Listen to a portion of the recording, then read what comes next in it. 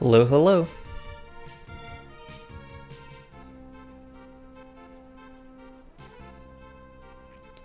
Here we go again. I guess let me just get the normal spiel out the way. In case you are new around these parts, I'm Brendan, better known as the Shyster, also the person who runs the etymology of the emblem blog on Tumblr. And I was involved in the localization process for the Spanish fan translation of Fire Emblem Genealogy of the Holy War. And with that project being officially released last year, we've been doing streams, just playing through the game, talking about names, and having a great time. Before I forget, let me throw a link to the patch in the YouTube chat.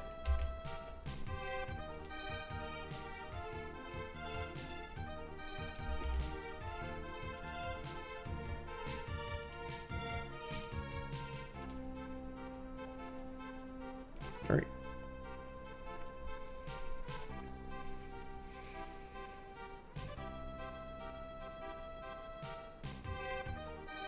And for anyone new, who may be just tuning in to this stream and hasn't watched any of the prior streams, I'm happy to say that last week I finally started putting timestamps on the older streams.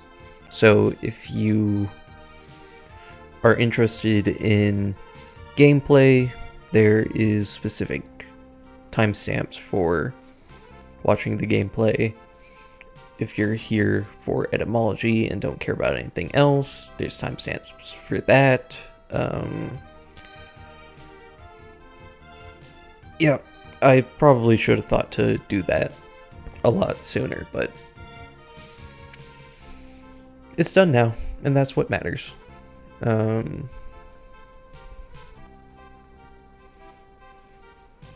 Anyways, last stream we got to the end of chapter 1, but we didn't seize Verdane Castle yet, just because I wanted to do a bit more grinding in the arena, getting everyone up to speed, or at least getting them as far into the arena as they reasonably could, and also getting plenty of experience on Edain and on Ethlin, so that they can keep up with everyone. Edain's already at level 8. Ooh, actually, I'm getting a bit ahead of myself. I want to open up stream looking at averages, or specifically looking at everyone's stats and compared to averages, because I know we've been getting some silly level ups in this playthrough so far. So I'll probably be keeping track of how everyone's performing.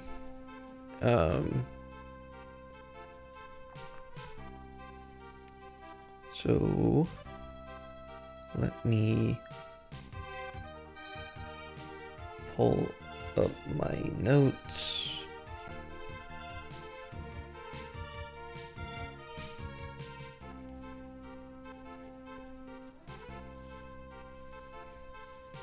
Alright, so Sigurd is currently at level 13, which I believe means he got 8 levels so far. And right now, just looking at everything, 43 HP is basically on average right now. His strength is doing great. Right now, on average, he has 18 strength, and we're at 21, so that 3 points of strength. And I believe he has a 10%, or not 10, a 50% coin flip strength growth. So that's really nice. Zero magic because, of course, this is FE4. This is a Kage game. Let's be honest. He's 2 points behind on skill right now, which shouldn't be too much of an issue. Going into chapter 1 or chapter 2 and 3 and fighting more lance enemies may bring a bit of a trouble with hit rates, but I don't think it'll be that bad. Speed, he is basically on average. He's 1 point behind on luck, and he's 2 points behind on defense. And I mean, yeah, he went all the way full cleared the arena on day 1, so moving on to Nisha. He's at that lovely 1 HP. How you know I did my best grinding on the arena. Right now he's 1 point behind on HP at 35. At 13, he's a bit ahead. Like, no. Basically on average. Right now he's like, an average would be 12 to 13. He got that delectable 5% magic growth, which we'll be seeing a lot of, surprisingly. He's 1 up on skill. He's basically on average with speed. It'd be more likely that he would be at 9 by now, but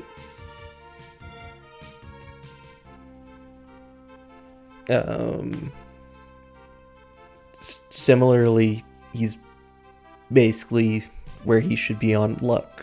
Maybe he should be at 5, but it's nothing big.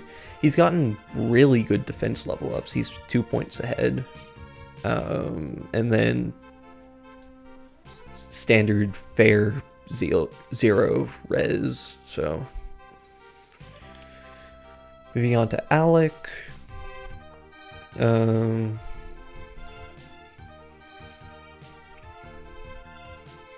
36 HP is where he should be. 10 strength is basically on average. Again, both my calves have that wonderful 5% magic growth proc. He's where he should be on skill at 11. He's behind on speed. Which I guess is kind of... No, he's worse than where Nisha is on speed growth. Like, he's still 2 points ahead because he's supposed to be the fast cav, but he should be more like 11 or 12 speed right now. He's pretty much where he should be on luck. He's a point behind on defense, and he's where he should be on res. Moving on is my guy Arden. Level 8. And he's pretty average, if I remember correctly. 41 HP is basically where he should be. 15 strength. He's in that range of 15 to 16 on average. 0 magic, surprise. 6 skill, and 5 speed is basically average. Luck on average. He's similarly to Sigurd, he's gotten really good coin flips on his defense growth. I'm pretty sure it's a 50% defense, and on average he'd be at 15 right now, so 18 is not something I will complain about.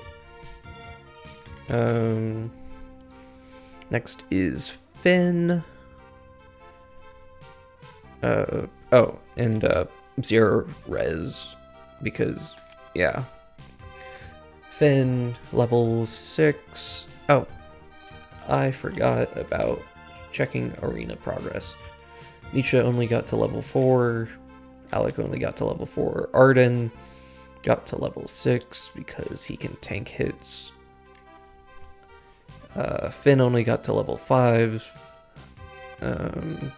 But looking at his stats, for level 6, he's pretty much on average with HP. He'd be at 35 or 36. He's pretty much on average on strength at 11. He's at the 10 to 11 range. No magic level on this Cav, unfortunately.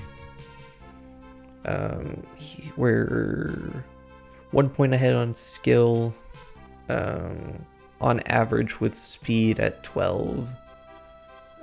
He's at the 11-12 range. Similarly, he's at the 10 to 11 range on luck.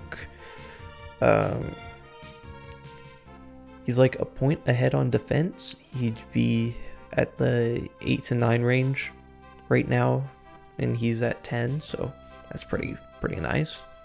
And no res level, because of course. Next is Quan.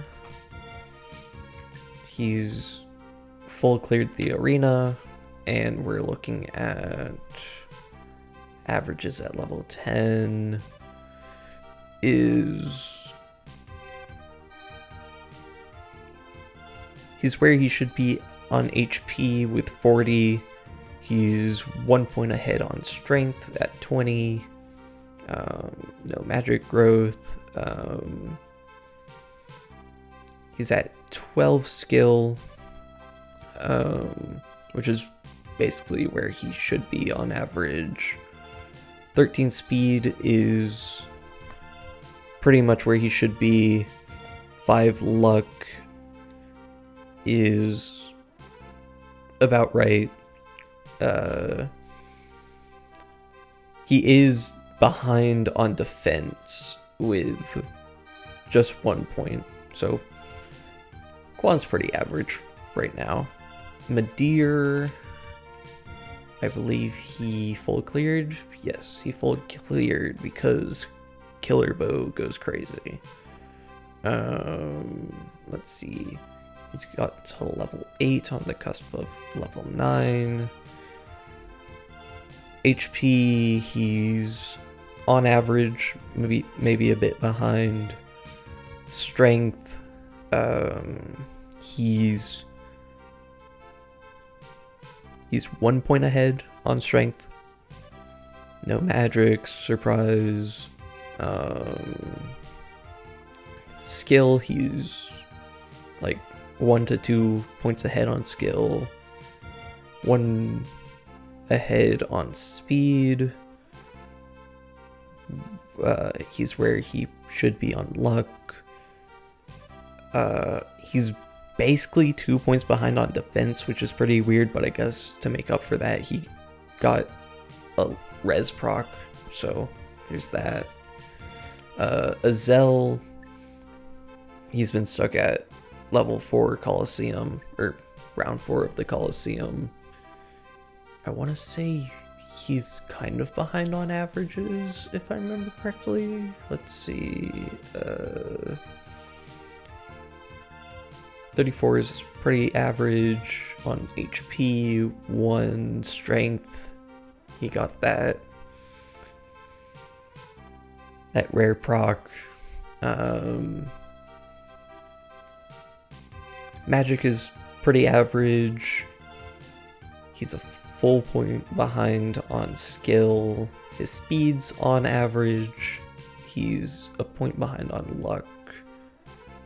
A point ahead on defense, and pretty much where he should be on res. Okay, he's not nearly as bad as I was misremembering. Jamka doesn't have any weapons because he sold them all to Madir, and by them all, I mean the killer bow. Let's see, level 10. He's like a point and a half behind on HP, so not that bad. He's a point ahead on strength. He literally has no magic growth. Like an actual 0% instead of a 5%, which is pretty funny. Skill is basically 2 points ahead. And his speed at 15 is where it should be. He's a point behind on luck and a point behind on defense. But he's doing what he needs to. And he full cleared arena. Lex, he couldn't beat the last round, but you know, it's Lex. He's level 11 right now. Basically a point ahead on HP. He's where he should be on strength. No magic. Surprise, surprise. He's a point behind on skill, which I guess shouldn't be too surprising. He's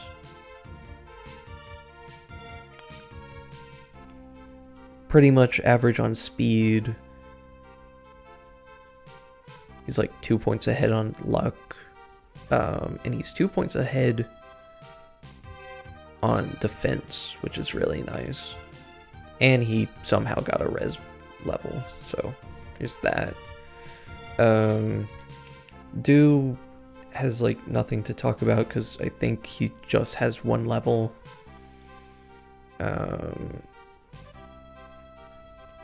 He's just probably should have gotten a strength level. He did get a magic level because I guess that's just what we do in this playthrough.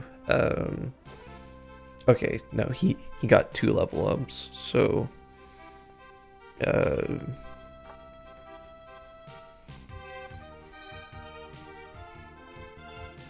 he's a point ahead on skill, average speed, point ahead on luck, and probably a point behind on defense on average, but again, it's just 2 levels, so not much of anything. Deirdre literally only got 1 level, so nothing really to talk about. Ethlyn, I remember my Ethlyn being really good on average.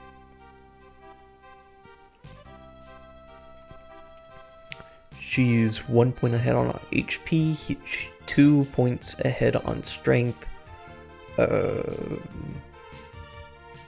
On average with magic, 2 points ahead on skill, 3 points ahead on speed, 1 point behind on luck, 1 point ahead on defense, and a point behind resistance.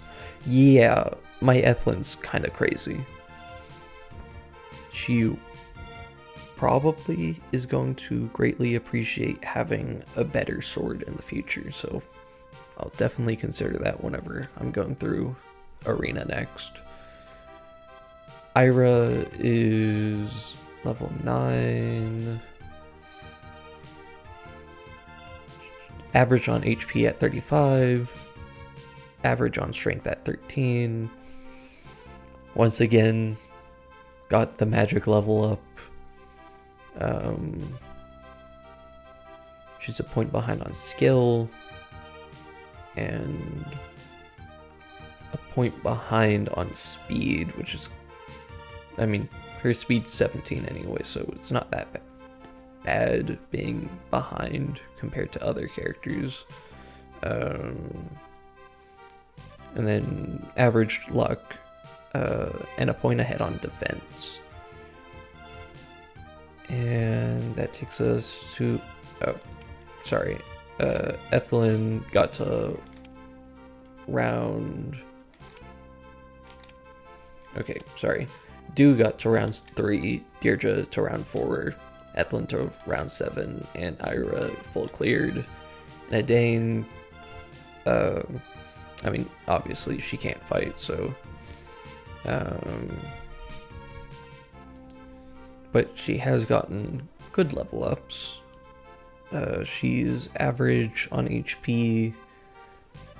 She technically should have a point of strength, but this is Adane we're talking about. She's actually a point, at least 1 point behind on magic, which is kind of rough, but I'm sure she'll correct it.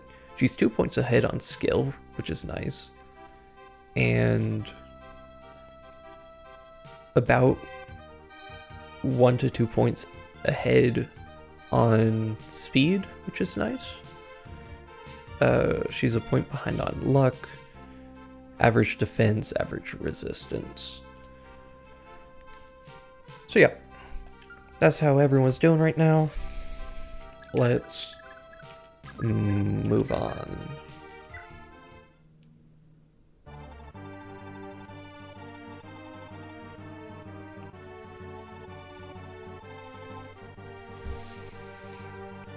And as always, since this is a recent translation project, even if this is a English stream primarily focusing on English speaking, there was a lot of effort put into this translation that I would hate to just press the skip button and not give it the attention it deserves.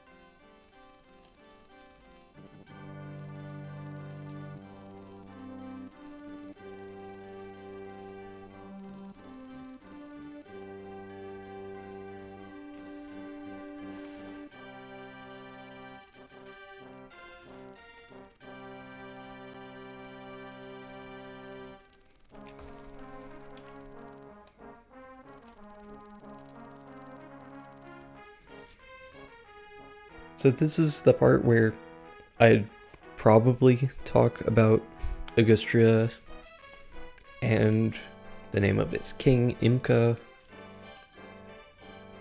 But I'm just gonna say this right here. The names in Augustria, as far as I'm aware, as far as any people that I've spoken about names with before, Augustria is a complete mess. It doesn't feel like there's any rhyme or reason in how they use names. They feel like they just throw stuff at a wall and see what sticks. Is really obnoxious. So there's a lot of holes in my knowledge regarding Augustria, but I do have a few leads that I've been picking up on recently. And I really want to make sure that I go in depth with them and see if I find anything that I think is worth actually bringing up. But I have a theory in regards to Imca and Imca, Augustria, and Augusti.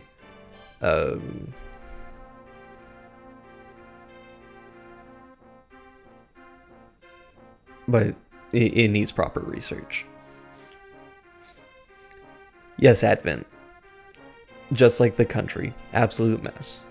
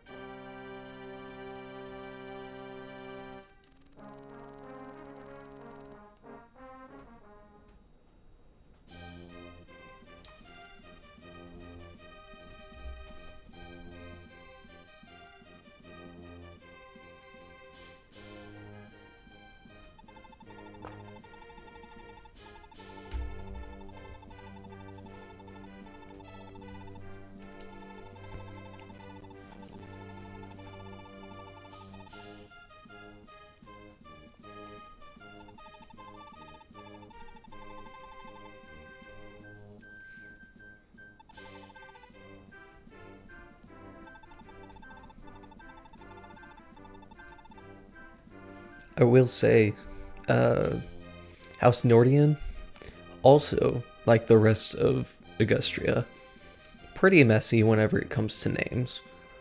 But I think I have a pretty solid idea on the names of House Nordian, and maybe even Eldigan, which I know those are two names that a lot of people have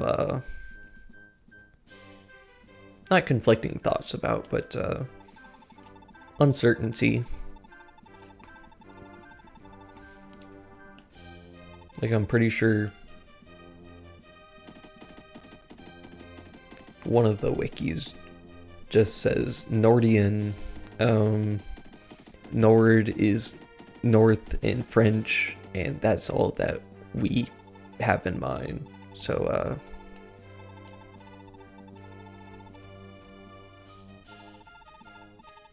yeah, not too much that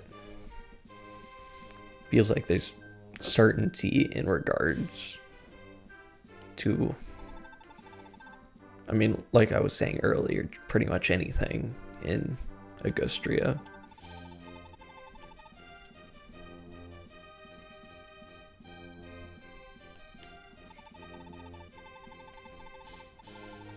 Oh, you're so right, Advent.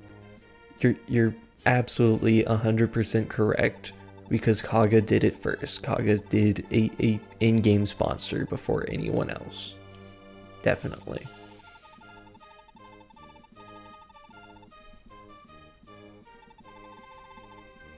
In fact, I think I need to take after Kaga's example. This stream is sponsored by NordVPN. For legal legal reasons, I say that that's not the case. Otherwise, I will get imprisoned just like Eldigan did.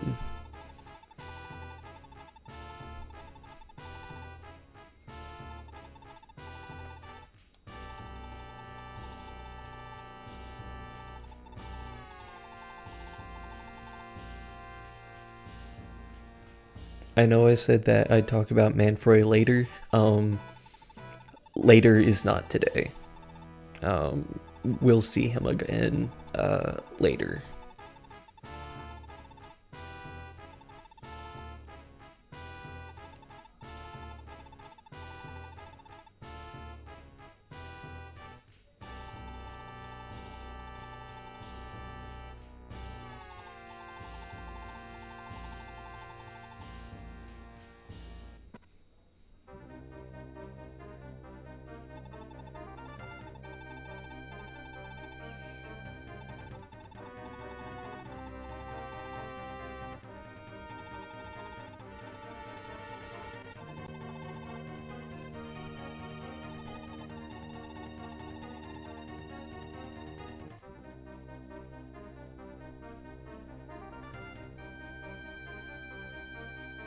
Google says Manfroy's just a Belgian surname. Interesting. Interesting. Very interesting. I will definitely say that it's not just a Belgian surname. That's for certain.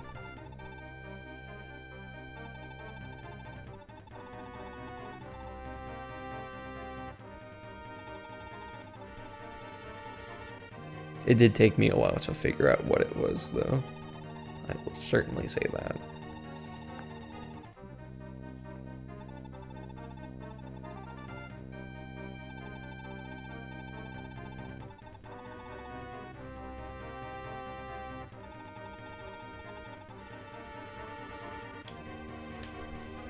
We do have a bit of a name change right here.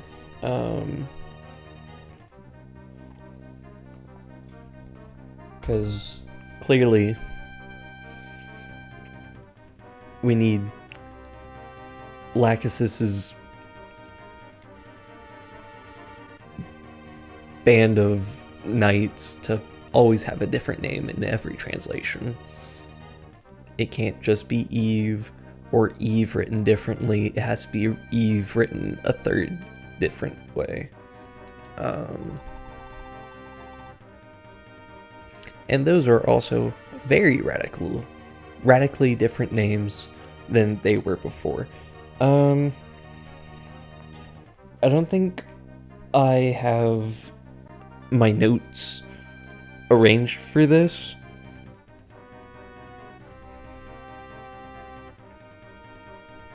I know where my other notes are. I think they're still pulled up.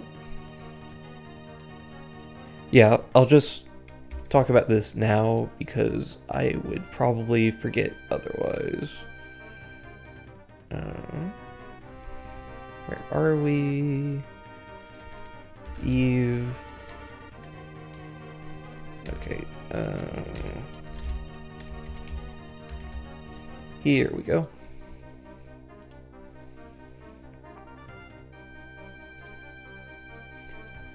So, this is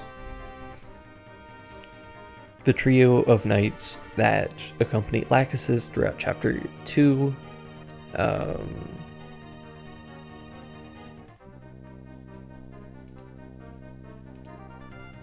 In the original Japanese, their names are written as... Let me jot them all down so I can put them in the YouTube chat.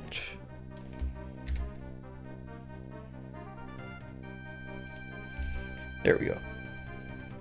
In Japanese, these three are named Eve, Eva, and Aruva. And whenever you, or rather, their names were officially Romanized in Japanese material as Eve, Ava, and Alva.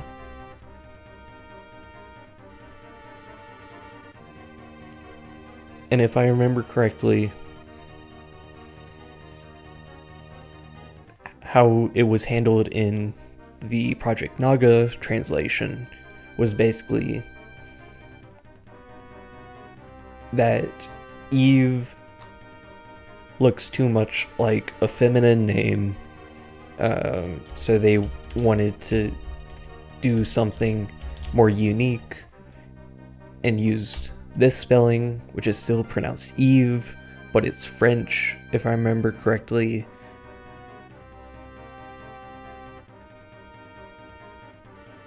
And it doesn't just look like Eve.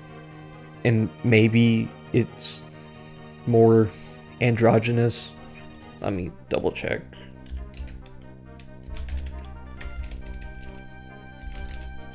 I probably should have taken care of this ahead of time. Okay, yeah. This is a masculine French name. That's what it is.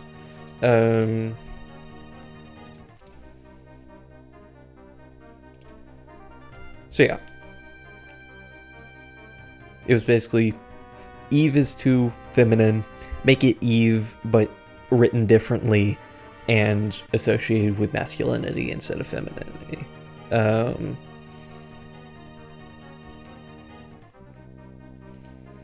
The problem is that entirely misses the reference that is being made here. And to be fair, it's not necessarily a easy to find reference, partly because this is a trio of characters, and whenever you look at most of the source material, you'll only find 2 characters referenced. So, there is a Irish tale by the name of The Children of Lear.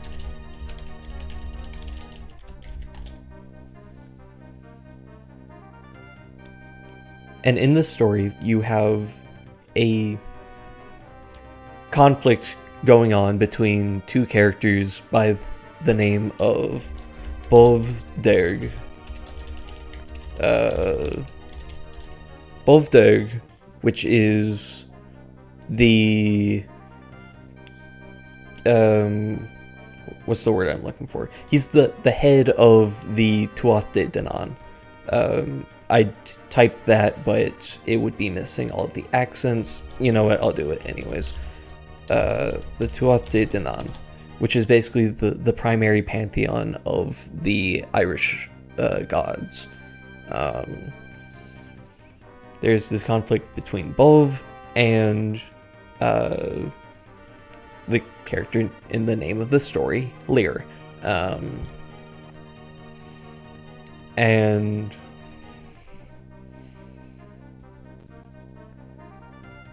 at some point, the wife of Lear dies of illness. And Bovderg basically figures that this is a time in which he needs to be building bridges rather than burning bridges down. And to maintain peace, he offers to Lear, I have 3 daughters. I would be fine in allowing you to wed one of my daughters. And these 3 daughters carried some particular names that may sound familiar.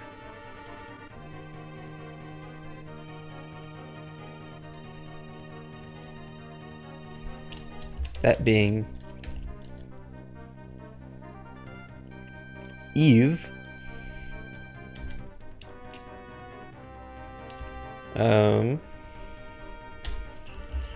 me make sure that I include multiple spellings, because you see that a lot between Old Irish and Modern Irish. You'll have different spellings, and on top of that, there's even more variants that have to be accounted for depending on the different narrative being told.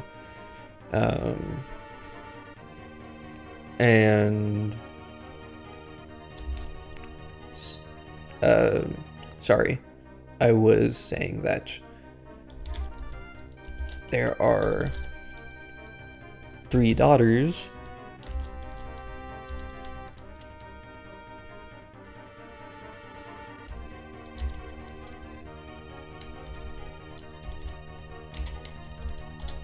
by the name of Eve, Eva, and Alva. I know the names that I just posted in the YouTube chat look like you just put your spoon into a bowl of in alphabet soup.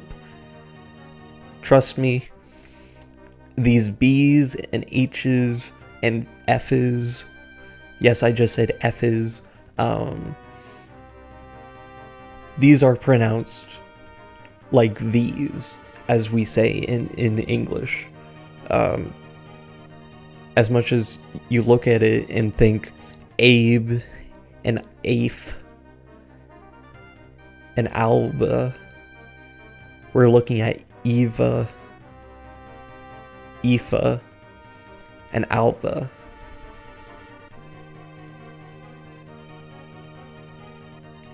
So in this story, Lear takes the eldest of the sisters, Eve, for his wife, and she bears him 4 children.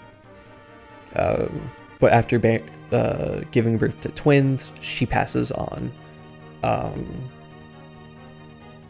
And in response to this, Bov once again offers his daughters, to which the second daughter, Aoife, is taken in.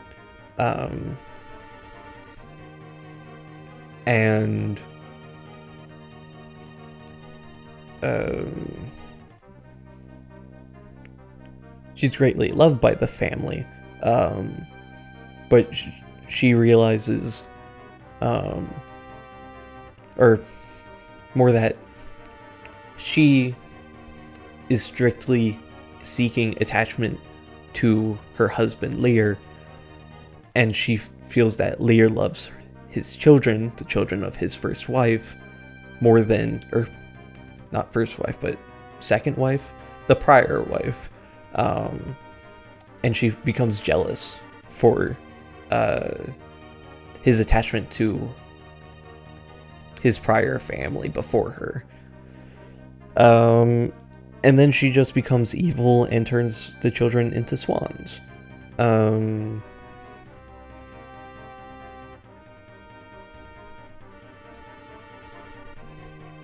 I don't get it, but sure, that's what happens in the story.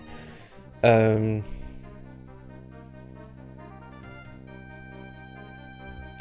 the thing is, it's very easy for this to get lost in translation, this reference being made, because like I said, one of these names isn't commonly found in the story, because only the eldest 2 sisters, Eve and Eva, are really focused on in the story. Most adaptations of the story that you'll find will completely wipe away the youngest sister, Alva, as if she was never there.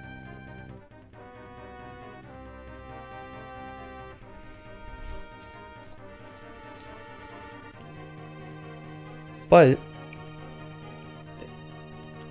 considering that this is a trio of characters, they're expressly portrayed as being brothers, being siblings, and the fact that the 3 names used in the romanization of Eve, Eva, and Alva, the official romanizations are the most common anglicization, if I can speak, anglicization, there it is, of the names Eve, Eva, and Alva.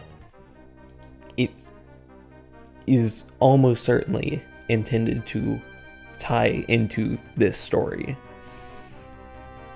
And believe it or not, that's not the only time that we'll be talking about this story in this series of videos. But I will save the suspense for whenever it comes in the future. Anyways,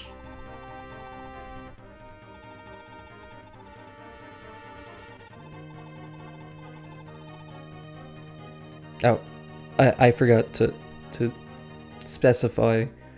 I specifically used the spellings that I did in this translation, which are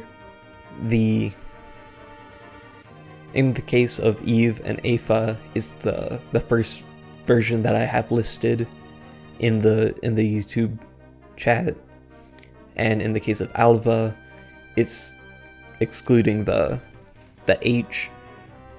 I specifically used those spellings because, to my knowledge, those are the spellings that you will find written in Old Irish. And the name that was... The other names that are used that reference the same story in this game are also written in the Old Irish form.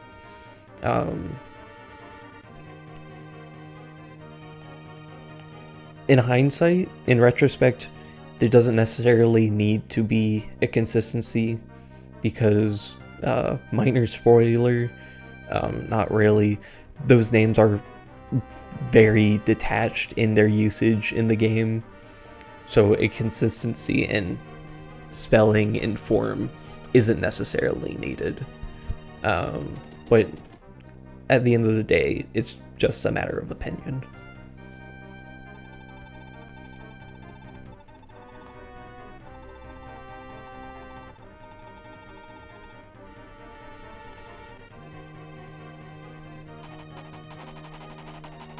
Elliot has a minor spelling change, and as you saw earlier, Ryan has a radically different spelling, but we will definitely talk about that at a much later time, by which I mean next stream.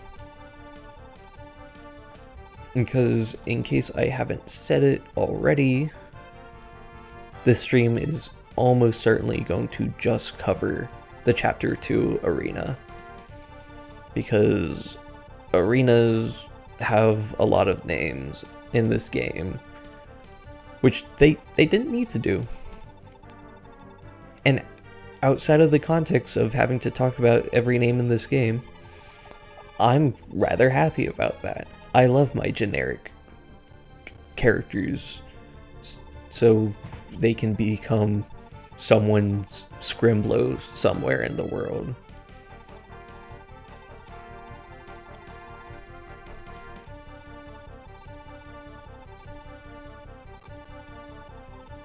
And I'm not just saying that because I'm a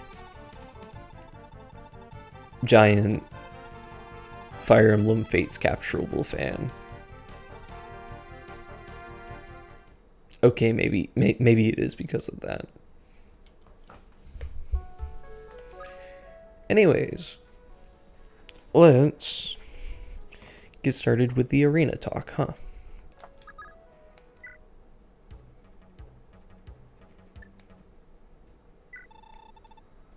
Starting with 0. I know there's been a handful of different localizations for this guy's name, and I added to the list.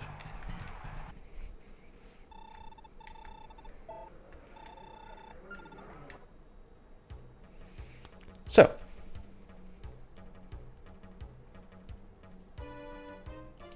that's the wrong document. Here we go.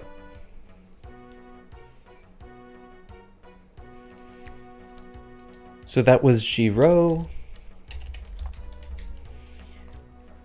If you played Project Naga, you will be familiar with this spelling. As far as I'm aware, this isn't a name, or at least nothing commonly used.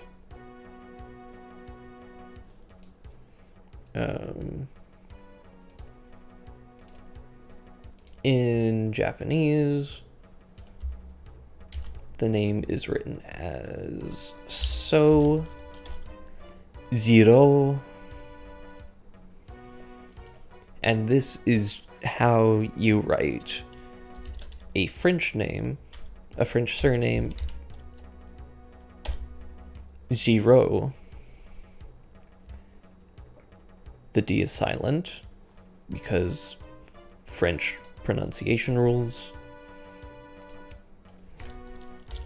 which is most likely, considering what Kaga is prone to reference, in reference to a man by the name of Henri Giraud. Yes, the H is also silent in French. I typoed out of habit. Henri with an I at the end. Henri Giraud was a major French general in the 1900s who was active during both world wars. And after he escaped a POW camp and fled to a Germany-controlled France, he became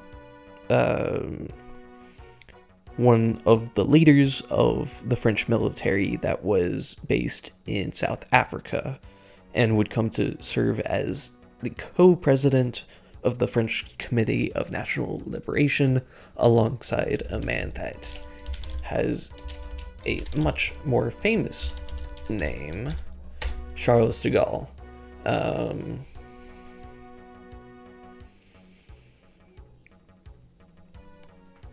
Like I've said with multiple other names that are most likely intended to reference historical figures from the last century, I was keen on changing the name, tweaking it a bit, because that's the habit that is done in most of the official releases, the official localizations done by 8.4. So I was already following that trend to begin with, but Jiro here has made some embarrassing comments. He has certainly made a fool of himself in regards to making statements like praising the racial laws that were in to dodge the special word that will probably get this video in trouble or something. 1930s Germany. Yeah, praising their racial laws, not exactly something that you want to be accredited for saying. So with that, I was definitely going to change the name, and I opted for Giro. Sorry, this wouldn't be Giro. I believe this would be Giro. So a bit of a tweak in the pronunciation.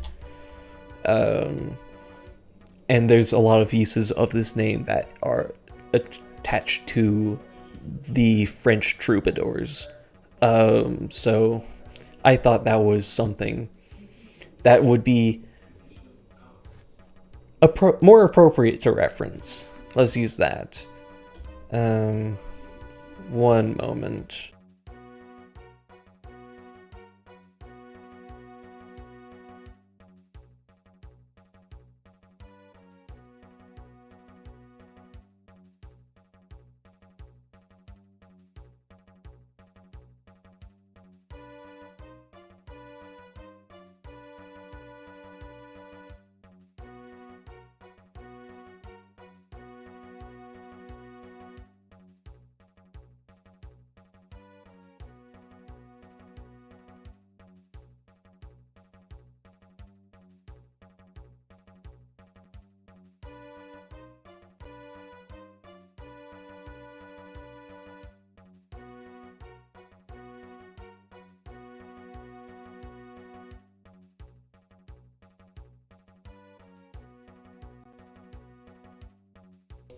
Alright, I'm back. Yeah, let's move on to the next round of the arena. Mahatma. There's not too much to say here. Especially whenever Sigurd knocks the guy out in one hit. I think I just bumped my mic, sorry there. So Mahatma is fairly straightforward. I alluded to it a bit when we were talking about the Chapter 1 arena. In Japanese, the name is written as Mahatma. And this is just one of the most common ways of rendering, if I can write it right, Mahatma, which is a Indian title that literally means great soul, and it would be commonly used in regards to highly respected members of Indian society. Most of us in the West will primarily associate the use of Mahatma with the famed Indian nationalist and pacifist by the name of Mohandas Gandhi.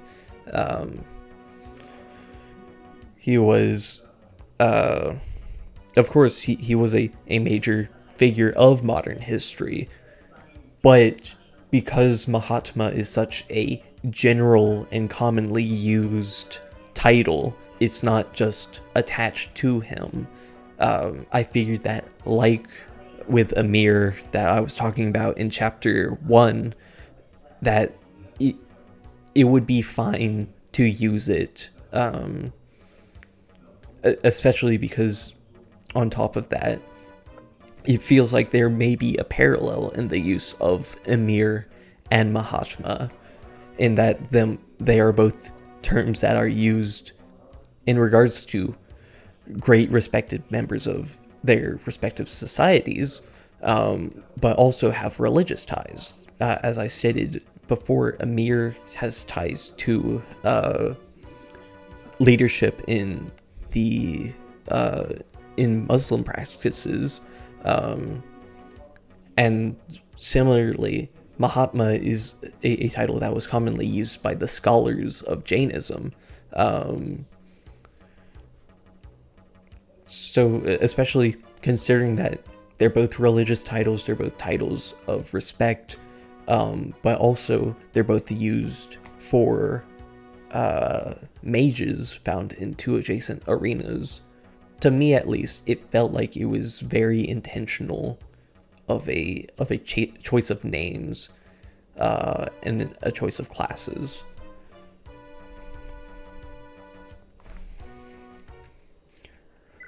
But moving on,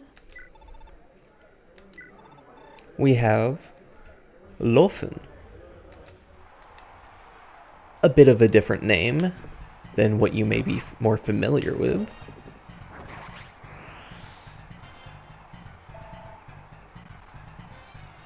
But it doesn't matter what the name is, they go down to Sigurd all the same. But I didn't need to tell you that, now did I? So this is, as you may be more familiar with after playing the Project Naga patch, Loven, or Loven. I don't believe there's much associated with this surname.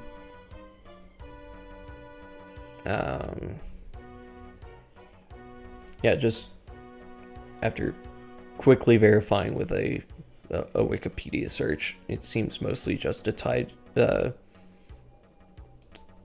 name used in Project Naga seems mostly just tied to a couple of athletes, but the name as it's used in Japanese is written as such, Dovin. I wasn't entirely certain with this at first, but I'm of the let me try that again. I'm of the opinion that the name's meant to derive from this. Rovun, a minor corruption, just dropping the E after the V, if that makes any sense to non-Japanese speakers. Anyways, Rovun is used for this name, as it's used in the translation patch. Rodolfun is the name of the Norse goddess of arranged marriage. And quite noticeably, or quite notably, in Norse practices and Norse mythology, it's stated that Lofn was granted permission by the chief god Odin, as well as his wife Frigg.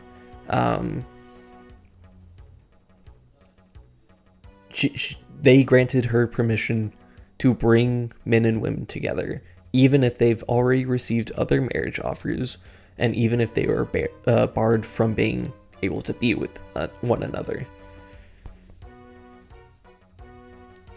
This seems to directly make reference to the relation of Sigurd and Deirdre, that is a couple portrayed in the game as being two people who shouldn't be allowed to meet.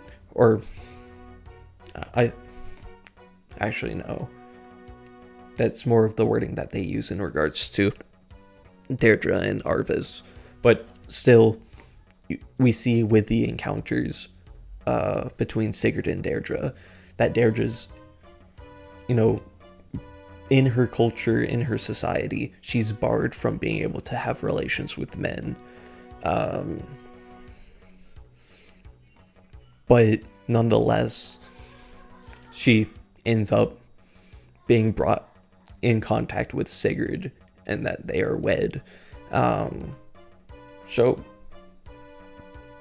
the role of the goddess Lofn seemed very intentional to tie into this narrative beat of the game. But moving on, we have quite a different name than what you may be familiar with, Bakunin. Thank you for hitting that one, Sigurd. Sigurd, please. Thank you. I think I just punched my mic again. Sorry.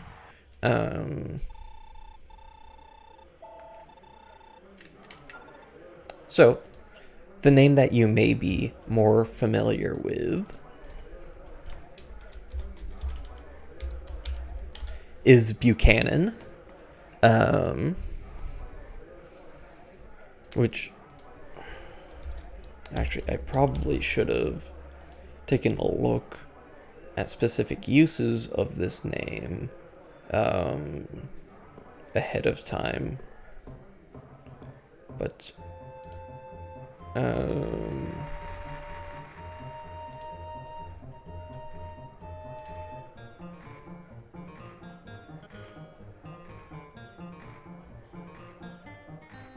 okay, just after a very brief look, again, sorry, I should have thought to do this ahead of time.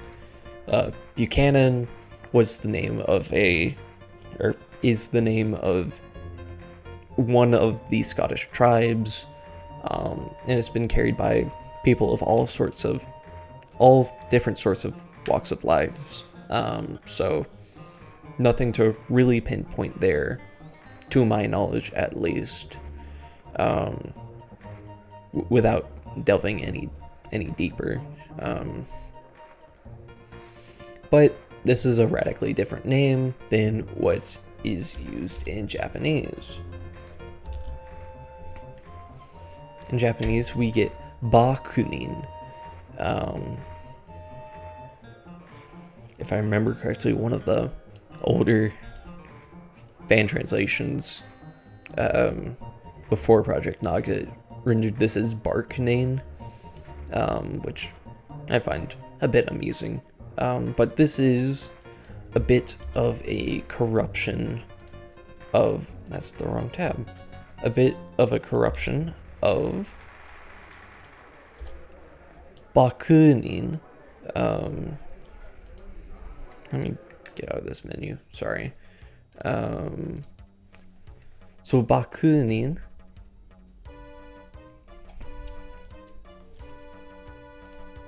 is a direct reference to a notable fella from the 1800s by the name of Mikhail Bakunin,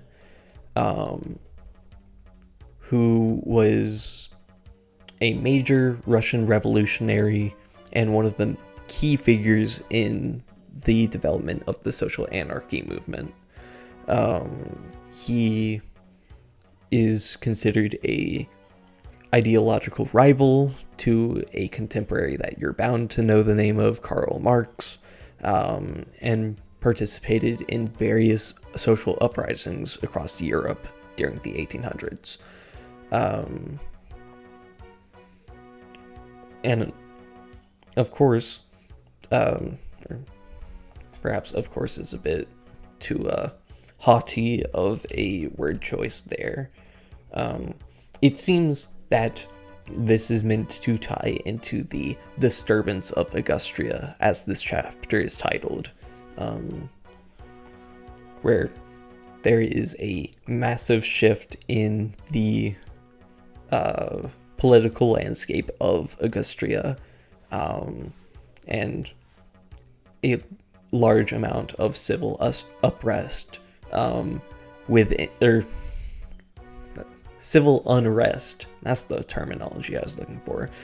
Civil unrest is bound throughout Augustria,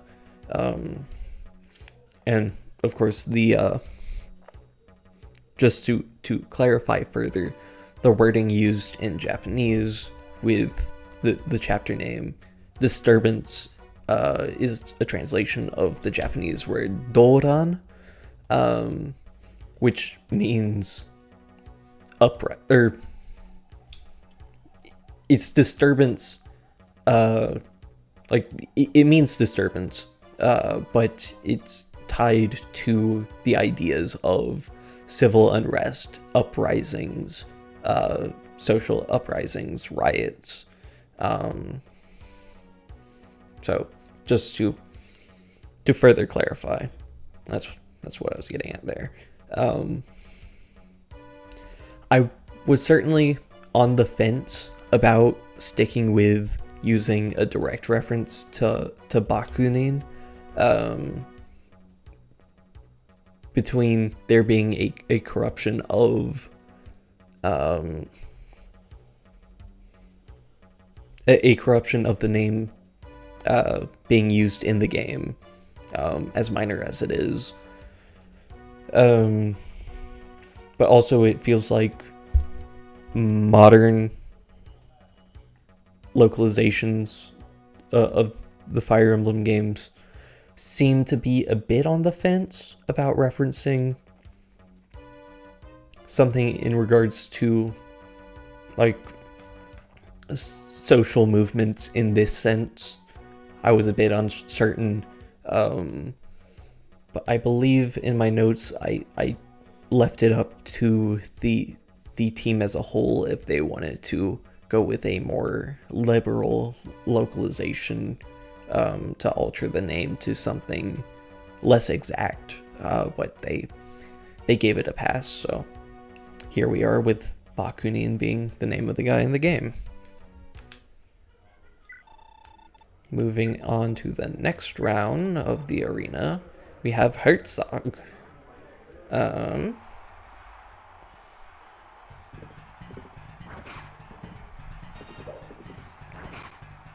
Who should go down like everyone else, because this is Sigurd we're talking about. HP, skill, strength, luck, defense. I won't complain about that. He got another strength coin flip. That's what this Sigurd's all about. So, here we have,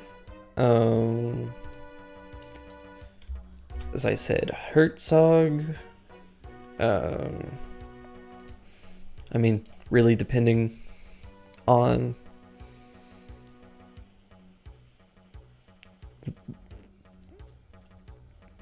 sorry, my mind was going in one direction, but it needs to go in a different direction first.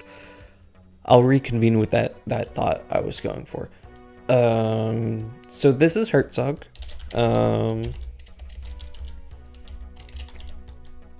Herzog, since it's off screen now. This is the same name, same spelling that was used in Project Naga. And in Japanese, it is written Herzog. No, that's not right. Herzog. I accidentally added the name of the symbol's escaping me. I'll just say Smaltsu, because that's literally what it is, but I know it has a proper term that I can never remember. So this is Herzog, written in either the form that I put it in chat before, or in this form. And now I can get to the idea I was trying to jump ahead to. This is a Germanic title, and it's commonly, well, no, in native Germanic languages,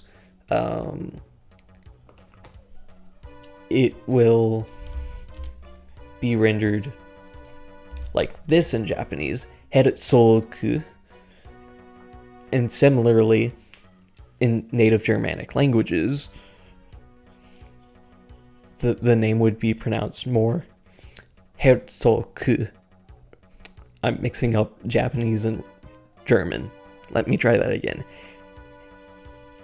In Germanic languages, it would be pronounced Herzog, because whenever G's end up at the end of German names, a lot of the time it'll end up having more of a hard C or K sound given to it.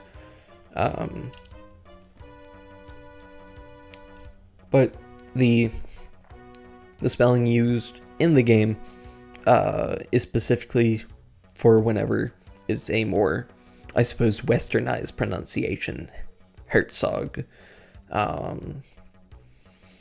The original title of Herzog was given to exceptional warriors of Germanic tribes, and in time, with the development of the Germanic cultures and the Germanic peoples rising to greater status, and soon enough there being the Holy Roman Empire established, the title of Herzog would be granted by the Holy Roman Emperor. And for a bit more social context, Herzog is generally considered a equivalent to the English title of Duke. I personally opted to go with Herzog in the spelling that was used in Project Naga, the first spelling that I provided, because to my knowledge, it's a bit less problematic, and the additional elements, the inclusion of the T in the name rather than just Herzog, that's more of a Western creation to try and get that Germanic pronunciation look.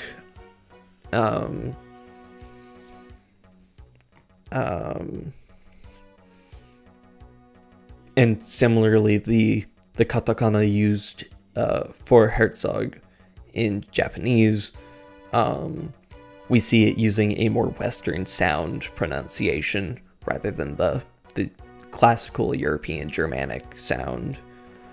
So I figured it would be more appropriate to follow in that style. Next, we have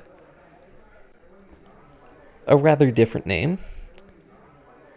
This is Chaikov.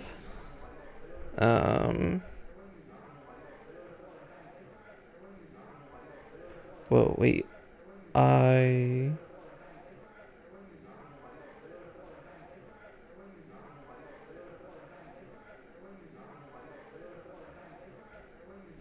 need to double check my notes because I feel like something slipped past me. Something did slip past me. Interesting. I don't think this was ever talked over with me. Of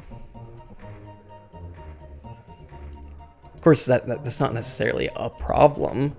It's not my project. But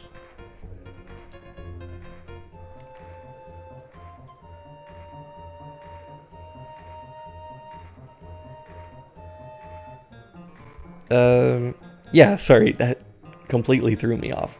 So this is Chaikov. Let's watch Sigurd put his sword through his head, dodge a bolt of lightning while he's at it.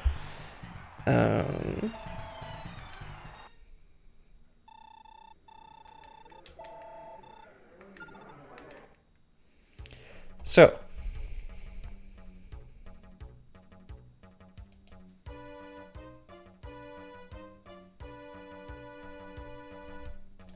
let me start with let's just start with the Japanese written form, because there's quite a bit of moving pieces here. In Japanese, the name for this guy is Chakov. And if you've played the Project Naga translation, you'll know him as Tyakov. I believe that's how that would be pronounced. But also, I feel like, okay, it's a lesser used Bulgarian name, it seems. Bulgarian, Russian. But doesn't seem to have much use behind it. This name, in general, I feel like it can have all sorts of different pronunciations. I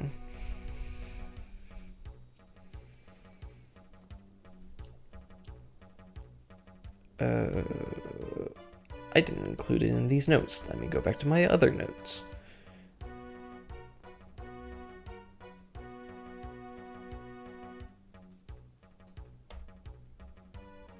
It's not in my other notes either. That's really weird.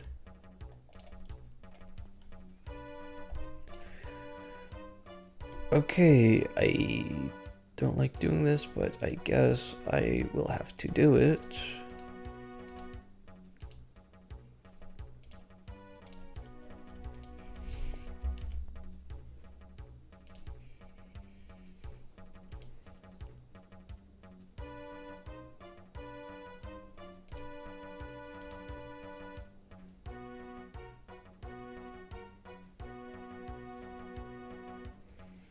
Okay, Wikipedia, save me. Okay, here we go. So, the only actual use of the exact name that I found in Japanese, the only exact use of the name Tchaikovsky that I've been able to find is a Russian boxer by the name of Yuri Arbakachov. There we go.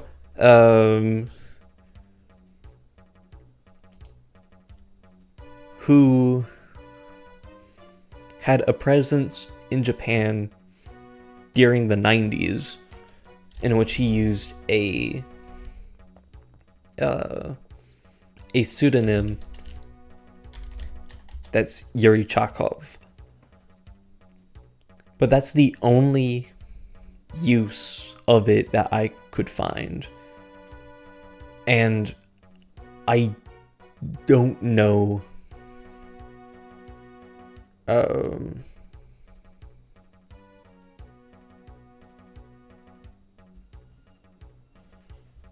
yeah, I don't know what the popularity of this boxer was in Japan, how much of a presence he had.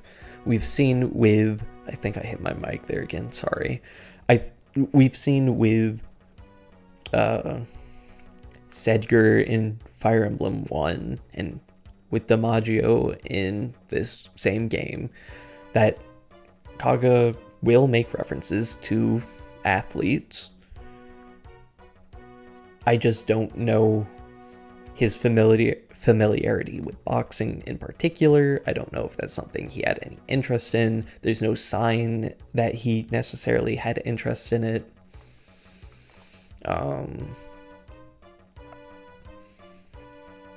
So I technically could have gone with Chakov. I did not feel like that would tie into the ideas that we were seeing in this arena, in Augustria, in most of the game. But I could be mistaken. This rendering that we have, to go back, we're looking at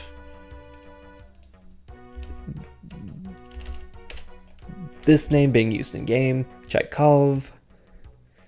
This is meant to play into a resemblance to the first half of a Russian surname that you're likely familiar with. In Japanese, it would be written Tchaikovsky. And now, no doubt, you've already clicked in your mind. This is Tchaikovsky, most famously carried by the Russian musical composer. If I can't remember how to spell his name.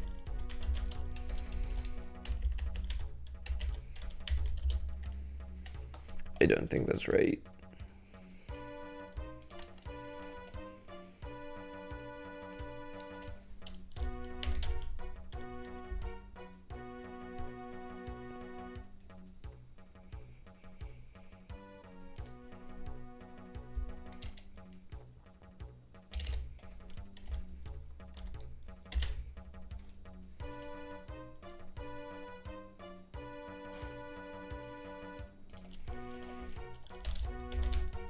Hey, I finally got it. Pyotr Ilyich Tchaikovsky, perhaps the most famed carrier of the name.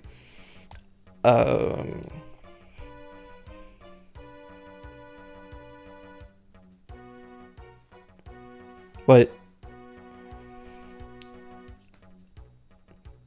at the end of the day, I wasn't necessarily certain on this, on it referencing Tchaikovsky. but I threw it as a suggestion for the Spanish translation team, and they seem to favor it more than my other suggestions. But to be fair, there's a lot of uncertainty with this name. I've also... I forgot to include that on my notes too. I'm just...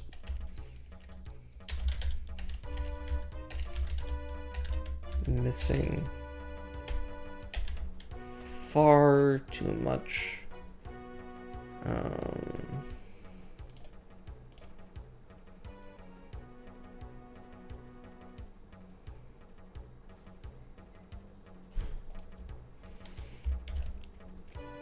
Another lesser idea I had was that the name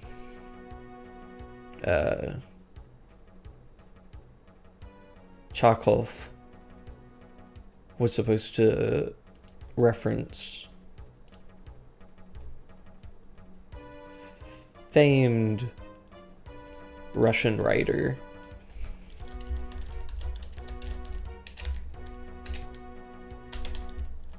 Anton Chekhov. That's not right. Anton Chekhov. Fixed. Like I said, famed writer. Most of us probably don't know anything about his actual writing, but are familiar with the terminology Chekhov's gun.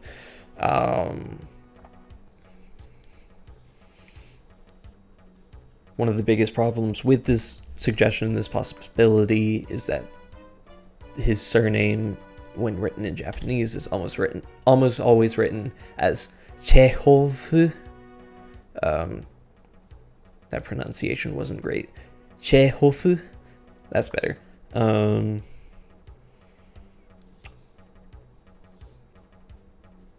So I wasn't too sold on that. Probably my preference in regards to names, which also wasn't, I mean, as you could probably tell, wasn't preferred by the team,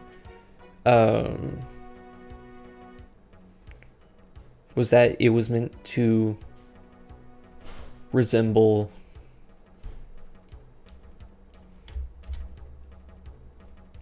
the name of... That's the wrong window. Cooperate with me. Thank you. It was meant to resemble the name of a guy by the name of Pyotr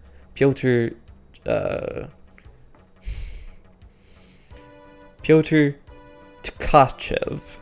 I believe that's how that would be pronounced. Which, and this is probably one of the biggest detractors for this suggestion, his name is written as Pyotr Tkachev, which is rather distinctly different from where we started. But Tkachev, sometimes having been labeled the first Bolshevik, was a writer heavily influenced by the works of Karl Marx, as well as the Jacobins, which were a major political group in revolutionary France, which definitely ties into the ideas that we see in Austria. It's a very obviously French-inspired nation.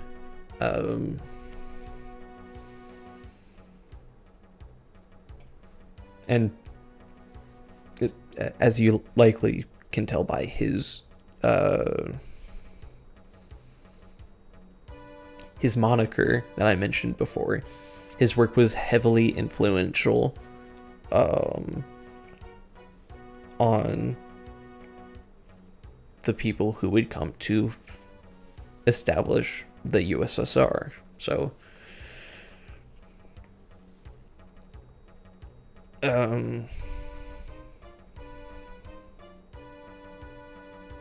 I figured, considering that we referenced Bakunin earlier in this arena, and that his name was seemingly intentionally corrupted a bit, that it was very possible that something similar was done here.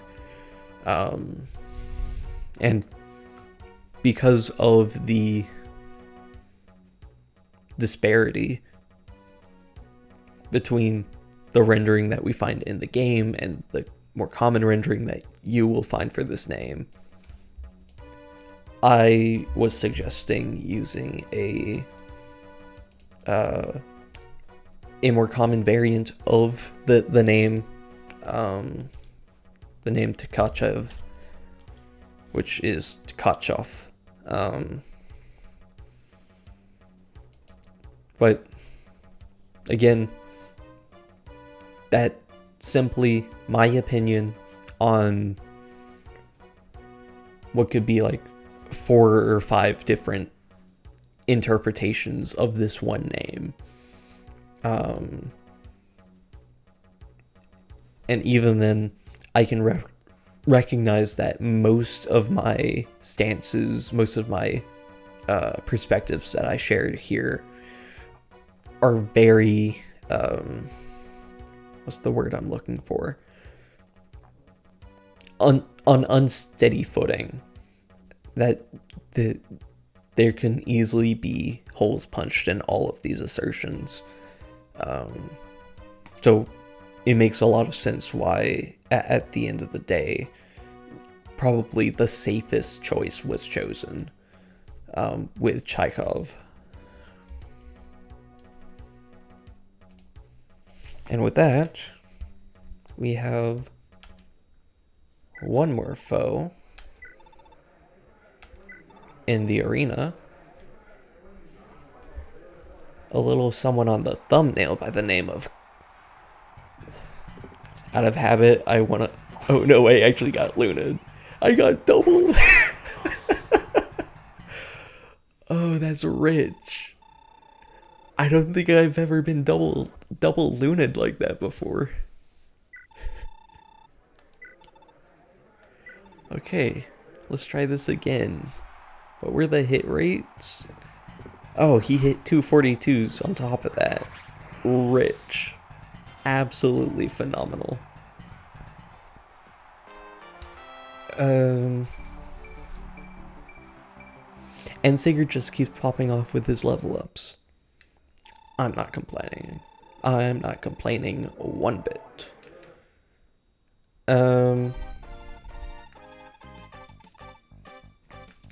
So yeah, this is Cullen, as is officially stated in Fire Emblem Heroes as of the, I was gonna say the most recent update, but we just got a banner, what, like last night, 2 days ago, something like that.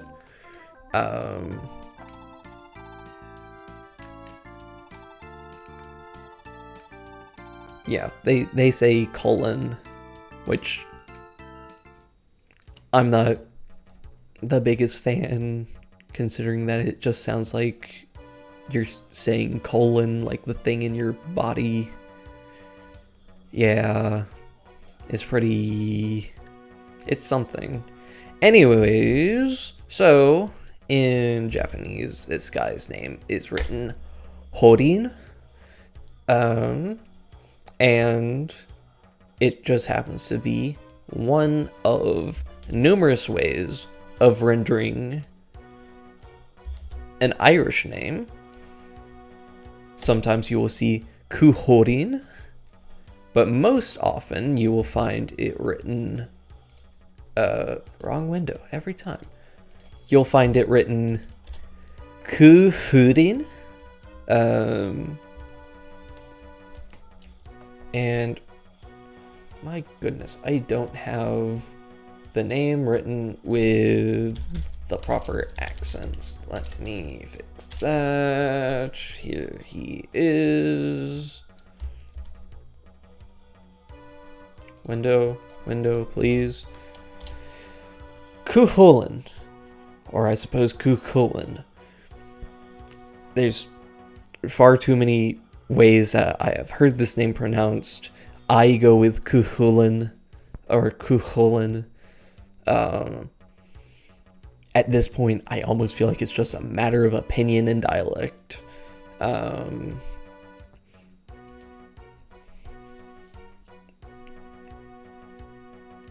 This guy, Cuchulainn, is one of the most important figures in Irish mythology, and probably the most important figure in the Ulster cycle of Irish mythology.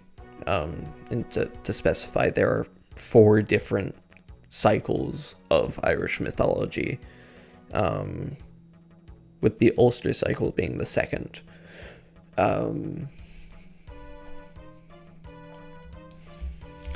There is a lot to say about Chulainn and not enough time, so this is really just going to be the spark notes, pretty much. I almost said in the beginning, what am I doing?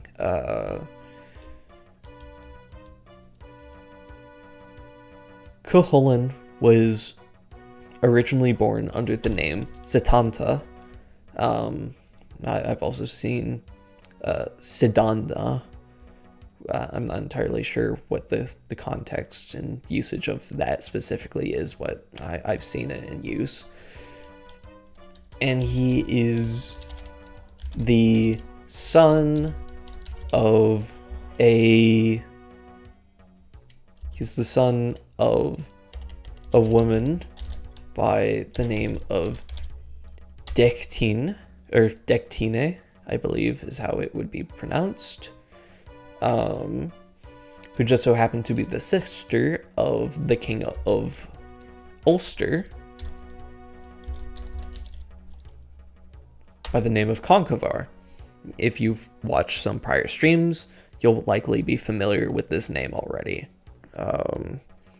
He is another major name that you will find throughout the Ulster cycle, and is probably the most famed of the legendary kings of Ulster. In most stories, you will find that Dectine was the wife of a man by the name of... I believe this is pronounced Sultan, or maybe it's Saltum, Macroy, who, if you've been watching the streams, you may also be familiar with this name. This is the brother of a man and former king of Ulster by the name of Fergus Macroy.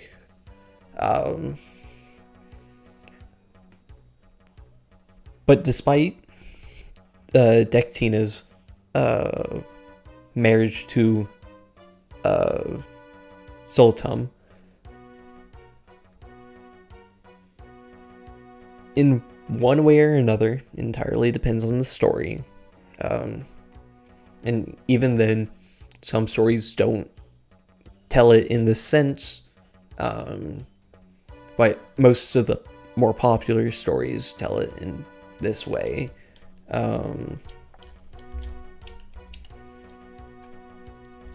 She ended up being pregnant with the son of Lu, which is one of the most high gods of the Irish pantheon, the god of light. We've talked about him a little bit before when we were talking about lose parents, Kion and Ethlu, or as we call them in Fire Emblem, Quan and Ethlin.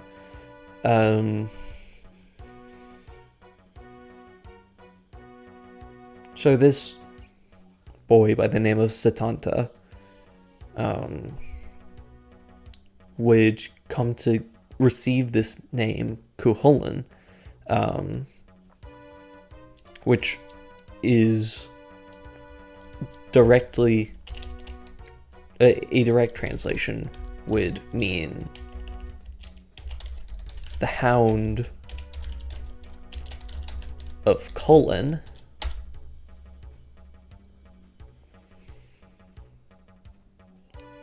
And this is because he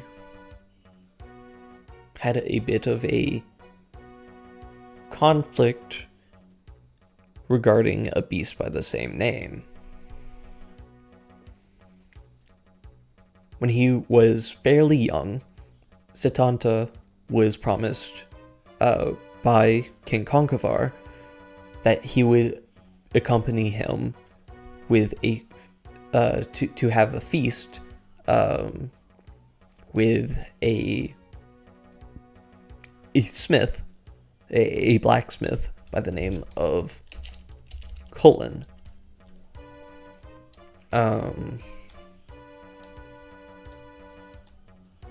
That said, whenever this offer was extended, Setanta was in the midst of competing in sports with many of the other youths of his age. And so he told Conchobar that he would come at a later time. He needed to finish what he was already occupied with. But unfortunately, this sport ran into the night. And when Conchobar, pardon, I'm mixing up my names. When Setanta was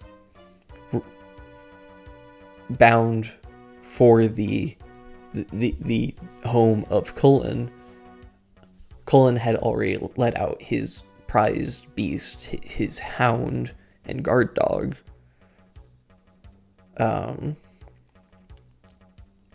And when Setanta approached the home, he was accosted by the beast.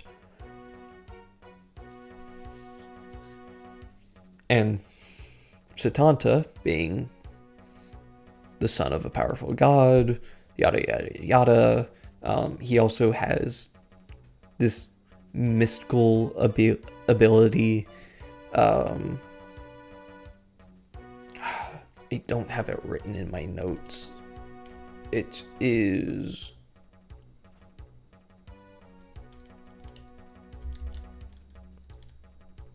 Where is it? Here we go. He has this ability called a Riastrad, or a battle frenzy, where he would basically become incredibly powerful in a raging state. I want to say it's been a while, but I want to say that it said that most of his body practically turns itself inside out, just from like the tension and force that goes into his movements during this state. But I could be getting that mixed up with something else. The point is, from a young age, this kid was easily able to just kill this hound. But of course, it was a prized belonging to the Smith Cullen. And Setanta, having caused a sense of grief and loss, agreed that he would serve under Cullen as his guard dog, in the place of his hound, until he was able to raise a new beast in its place. And for that, he received the name Cuchulainn.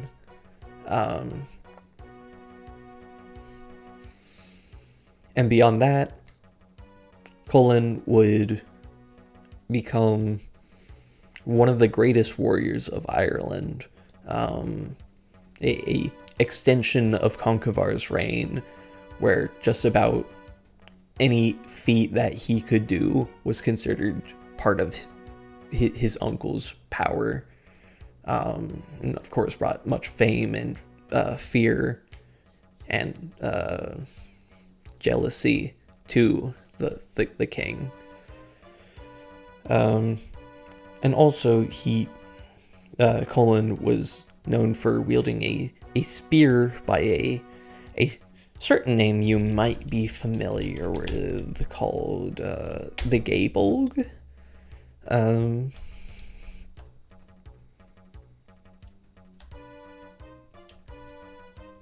Which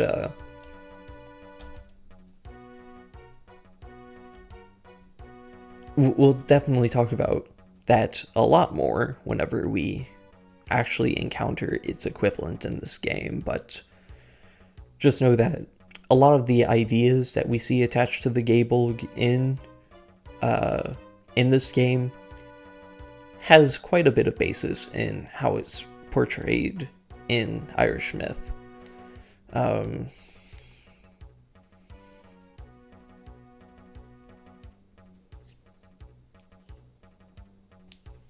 Unfortunately, there isn't really much to say in regards to Cuchulainn as a character in Fire Emblem that really connects to the character of Cuchulainn of Irish myth.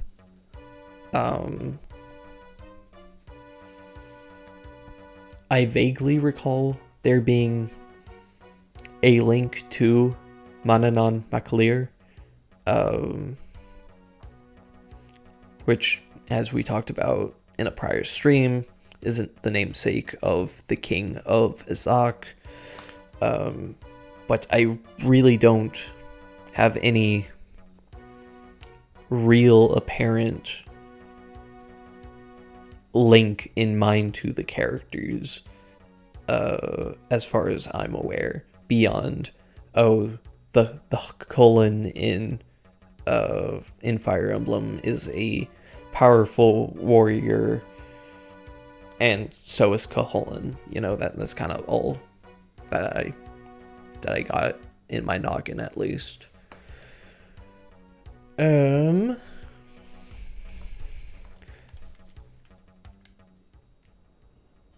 That's all that we have to say in regards to Cuchulainn, but there's more in the arena to talk about. Let's go over and say hi to Midir,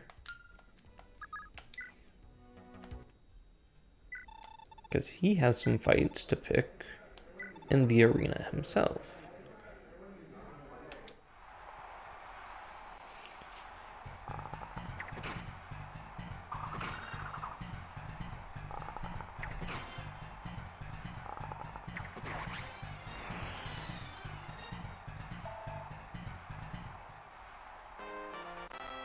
Let's see this level up. Midir just procced another res level. This guy is insane. But hey, it's gonna help so much in this mage battle, for sure. Except he dodged.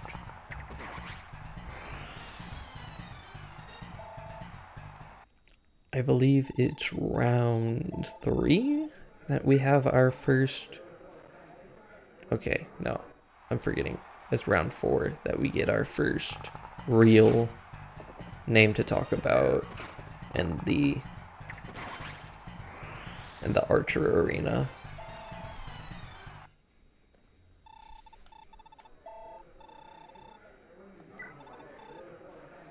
Here we have Melee.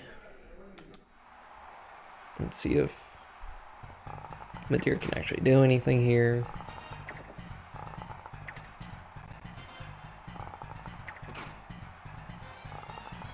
I think Madeir can do something in here. Alright. And let's see this level. My goodness, this Madeir feels pretty cursed. But enough about that. Let's talk about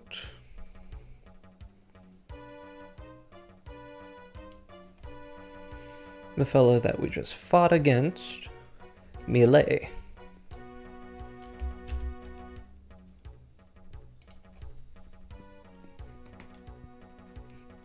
In Japanese, his name is written as such, Mirei. And this name can be interpreted in a handful of ways,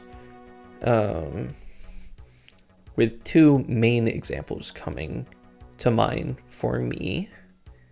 The first is what you see in game, Melee, which to my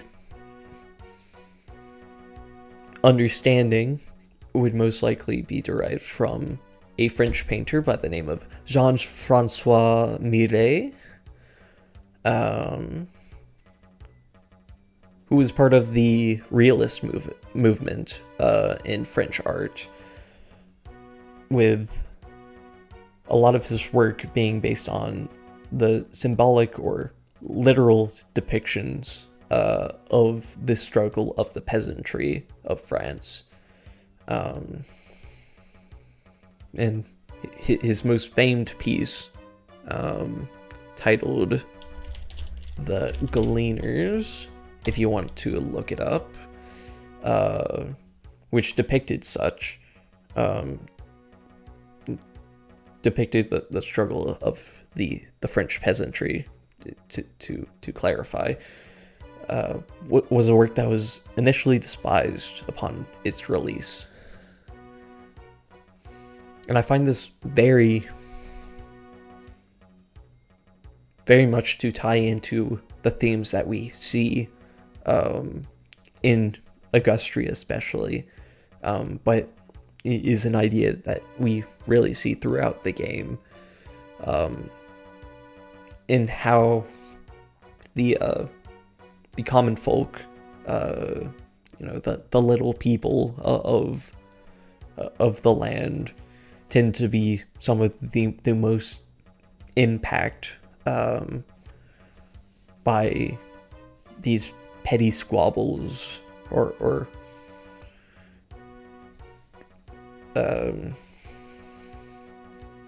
bloody feuds between the nobles, that the common folk have no place in starting or anything, really. They just end up being the ones who either have to raise a sword to someone else, or that they just end up in the crossfires. It's very much an idea that is being suggested throughout Chapter 2 and Chapter 3, and like I said, it is an idea that comes up throughout the game. So, to me, it seemed like a highly possible reference. But on top of that, there's another interpretation that can relate more to the common references to Irish myth. That being this, the Mirei Zoku, or as it would be referred to in a language most of y'all probably actually speak, the Milesians, which is, in Irish folklore, the last race that settled Ireland, and basically the progenitors of the modern Irish people. And they were a band of folks leaving the Iberian Peninsula, led by a man named Mil España, who found interest in heading north and settling Ireland after they had conquered Iberia. They had a bit of tension with the native Tuatha De Danann,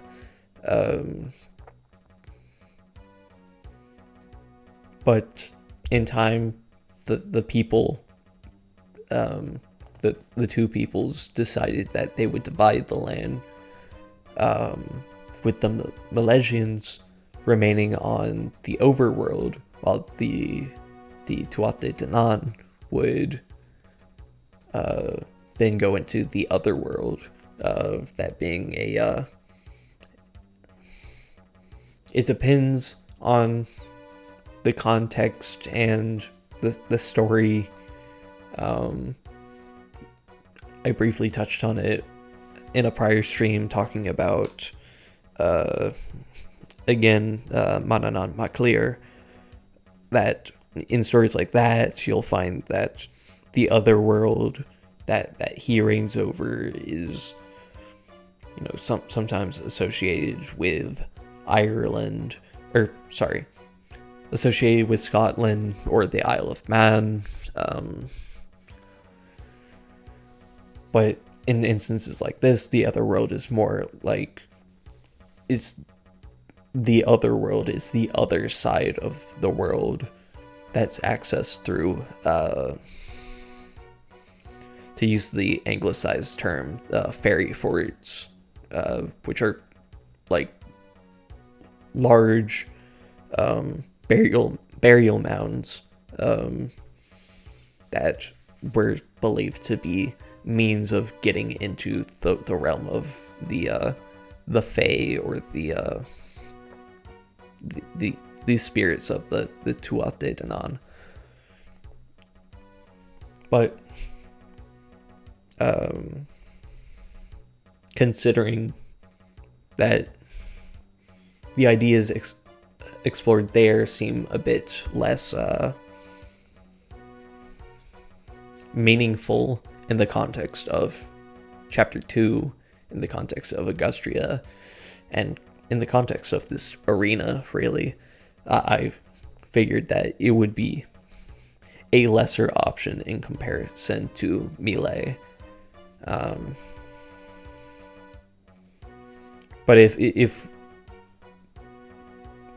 this option was preferred, the name would likely have ended up being either just Mil, as is used in, or as used directly in the name above, or Miles, which I believe has been used as a variant of the legendary figure's name. At this point, I believe I will have to... Oh, definitely. We'll need to fix up this bow, because next round in the arena should be Herzog, and we need a good bow to pierce through all this armor, yeah? Madeir getting hit by a 58 is not helping. Thanks, Madeir. Alright. Like last time we did some of this, seems that we're going to have to get a little silly with our archery. Thank you, Madeir. Okay. Thank you for making it nice and simple this time, because it was not in the past. Here's Chekhov again.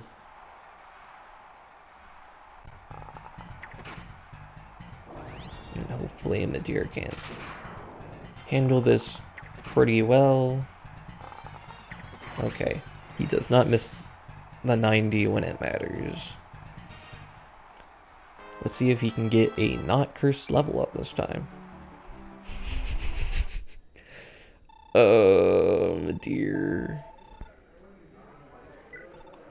Well, this is round 7.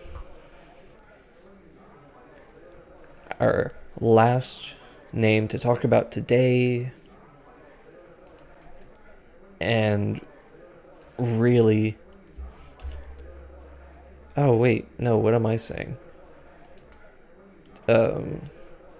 I'm jumping ahead of myself, because we are going to have to run through the arena with someone else. But here we have Marilyn, in Japanese Maririn.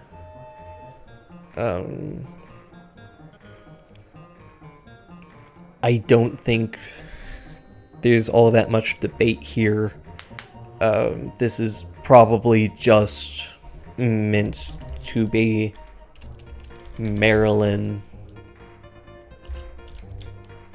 as it appears on screen, and is likely in reference to Marilyn Monroe, who, as I have suggested before, and I know I've talked with some people since who are more detractors of the opinion, but it does seem that Marilyn is meant to be alluded to with some of the events and the names being used in chapter, or in the prologue of the game, rather. But I could be mistaken. Regardless, Marilyn Monroe was a very famed woman, and for some reason Sniper is just like the woman class in this game. It feels like if you're a generic, but also the game decided, or the developers decided that the character was to be a woman, that they'd either be Sniper or,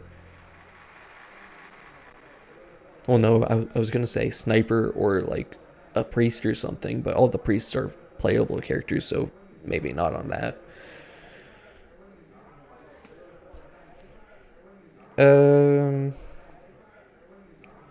Anyways, I lost where I was going with that, and the music just looped, so I guess we'll just move on.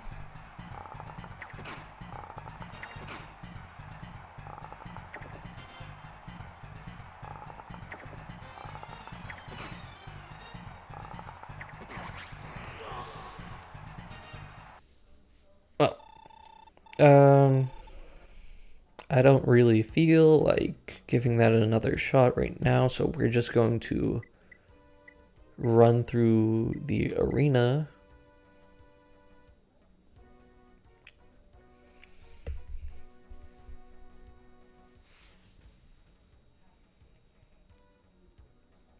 Hey, sorry, I'm never certain how you want me to read your name. While Negaposi continues, I hope I didn't say something really offensive there unintentionally. Yeah, that's the end of that thought, I guess. But you don't have anything to apologize for. I'm just doing this for fun. And I'm just happy to know that there's people who are interested in all of this. But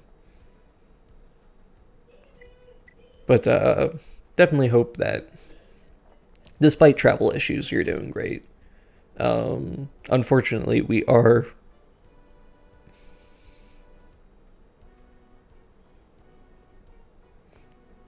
It's from a Vocaloid song. Okay, is negative positive. Negaposi. Still feels weird in my mouth. Probably because I'm saying posi and not posi in the sense of a Japanese pronunciation like a Vocaloid would do. Anyways, that thought aside, we are probably gonna wrap up stream soon. We're definitely, it's been 2 hours.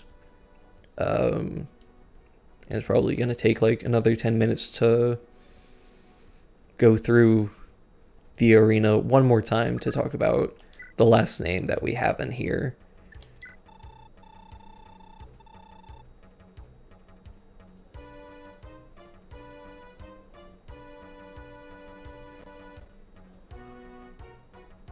I might consider just using while, but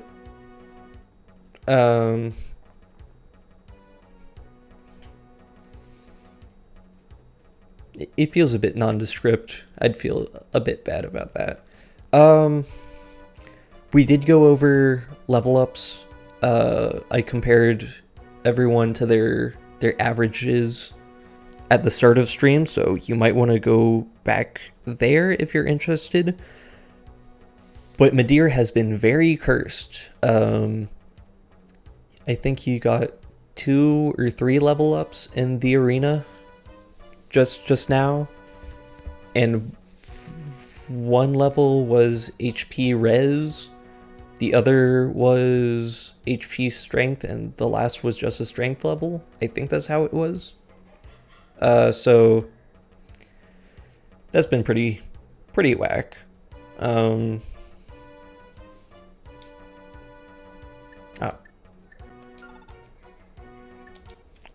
I thought his durability was a lot lower. Anyways.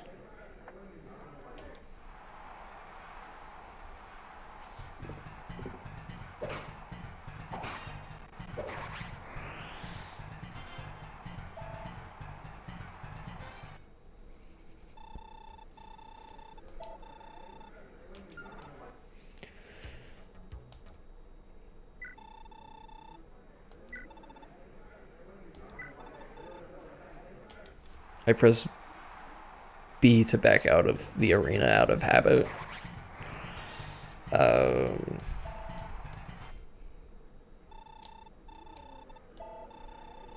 I forgot to say something earlier, but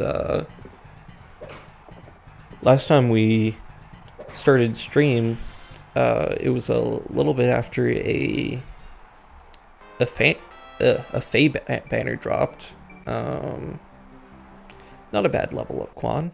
Well, this time it's 2 days after the Nintendo Switch 2 review, so that's something that's happening now. I mean, unfortunately, we all knew about it. We all basically knew all the particulars about it. But that's something that we'll be keeping an eye out on.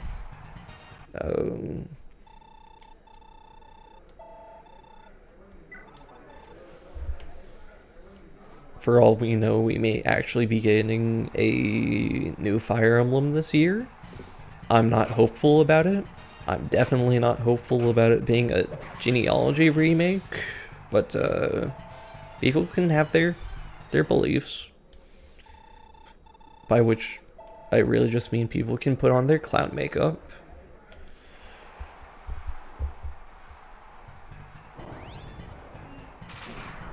Oh no.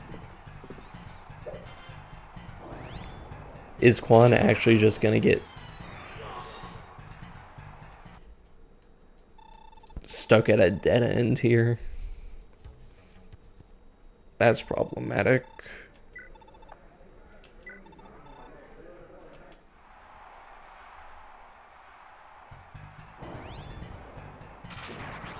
Yeah, this isn't happening.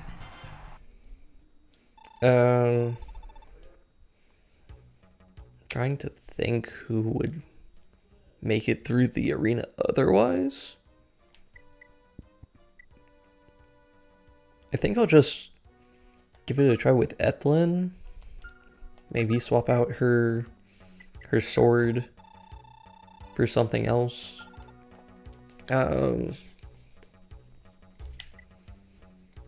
That is certainly an option. I know I was talking about that earlier because my Ethlyn is crazy stats right now. But I guess I'll just give it a start. If I have no luck with her, I'll just end up talking about the fella off screen.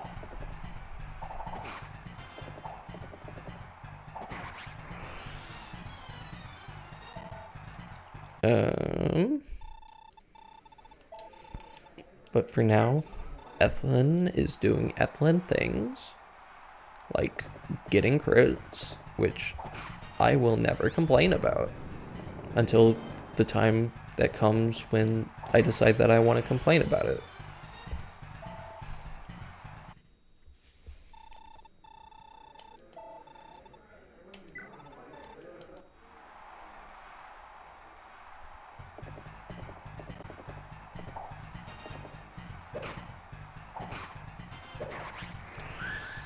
Cool, Ethlyn. Very cool.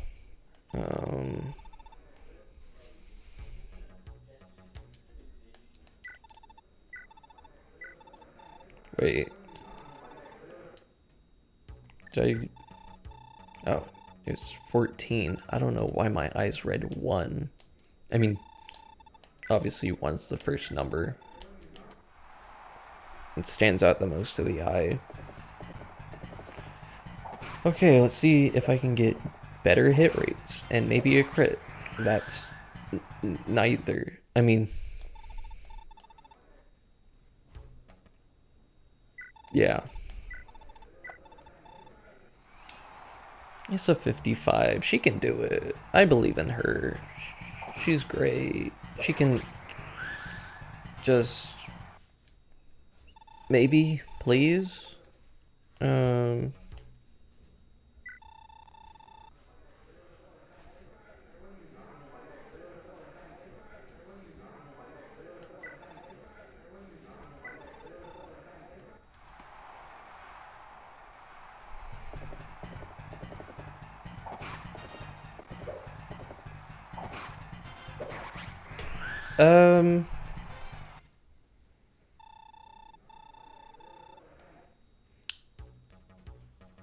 Trying to come up with 3 colors for Sigurd, a la Deirdre of the Stars, white, red, black. Yeah, I mean, blue is like the obvious.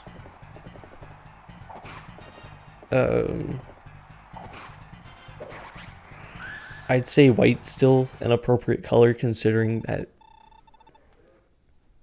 like, if you just focus on the actual palette of his outfit, it's what, white, blue, and gold accents. So that's technically an option. It's not the best.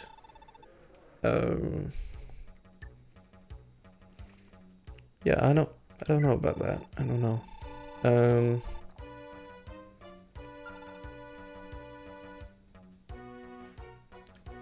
I'm thinking of just buying a sword off of someone right now with Ethlyn.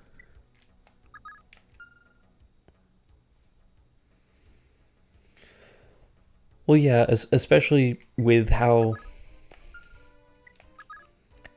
classic of a game this is. Yeah,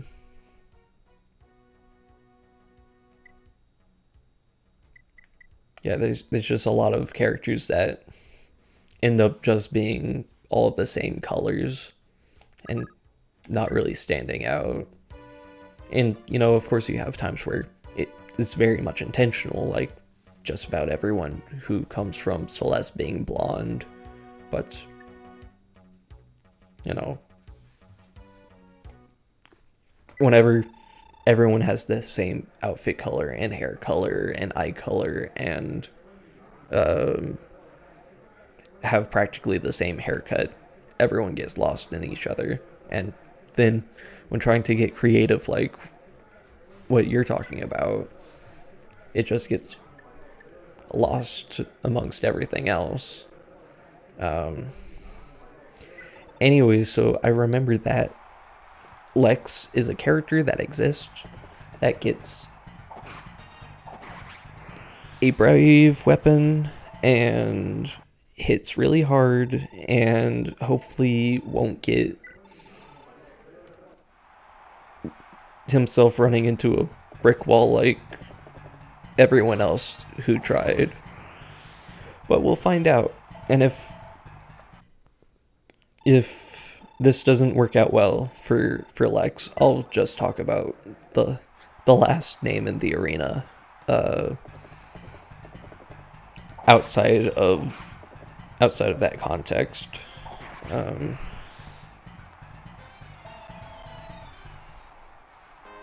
I mean, unfortunately, okay, cool. There's your res level up. I know you were wanting it so bad because you missed out on Madeiras earlier. There it is. Oh, this run is so stupid. Oh. Positive, endearing, stupid, I mean. Lex, please hit. Thank you. He just went crazy with those 28s, huh? Thank you, Lex. And then he just gets HP defense when his defense is like a coin flip, and I'm pretty sure his strength is like a 60%. This run's wild. This run's absolutely something.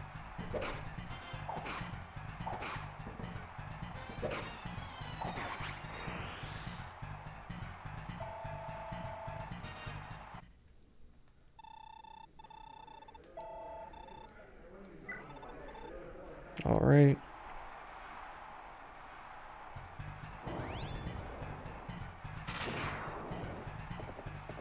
Lex, please dodge a 77. Please don't get stuck bashing your head against Chakov again.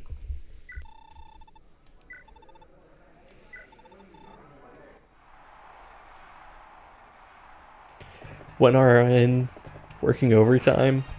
Yeah, it really is.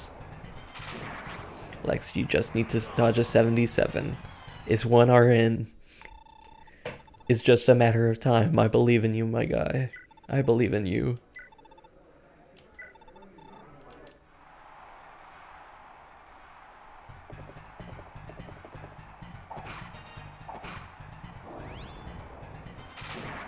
No dodge, no dice.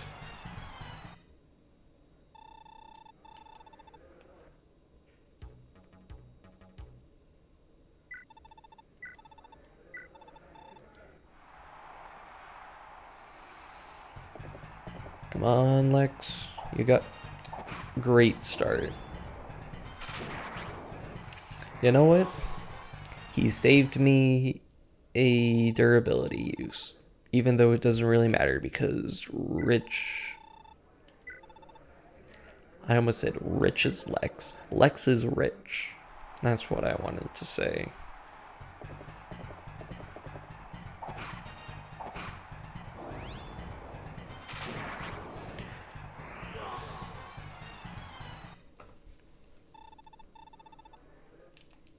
If anyone can do this, Lex is definitely... You know, in hindsight, and I was thinking about doing this before stream, I really should have just had Sigurd do the arena after I got Holland recruited.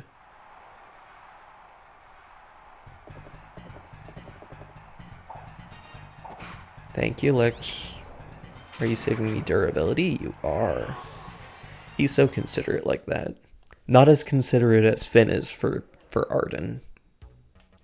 But, you know, he thinks like that.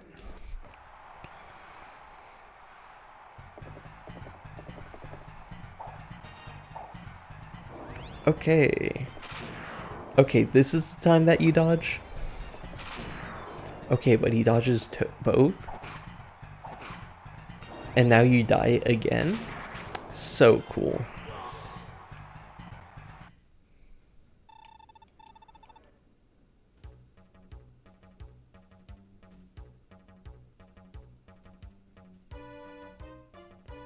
I was rereading FE4 novel. Why did they say Oife and Arden are the same height?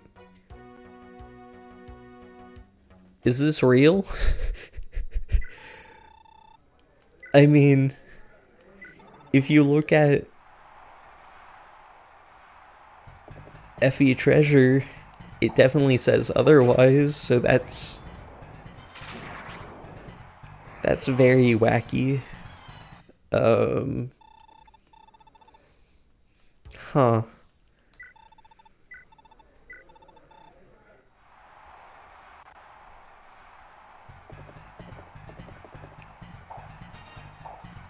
Okay, double miss again.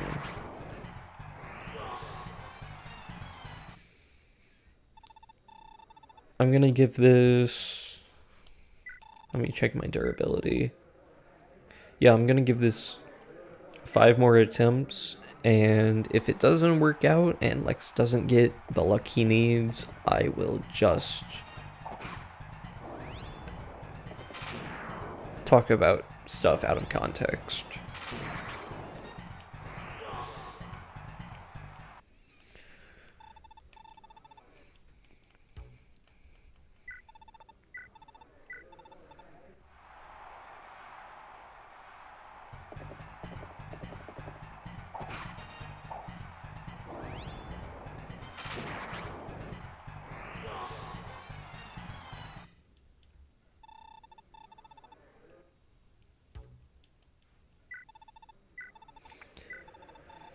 Three more goes.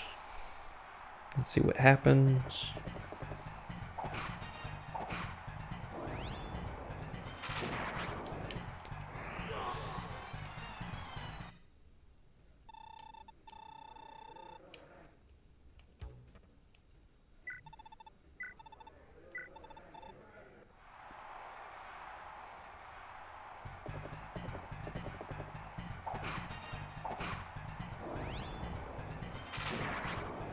Yeah.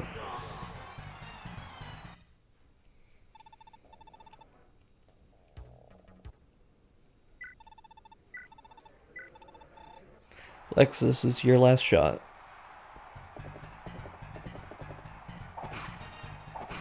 Think of all the people you'll leave disappointed.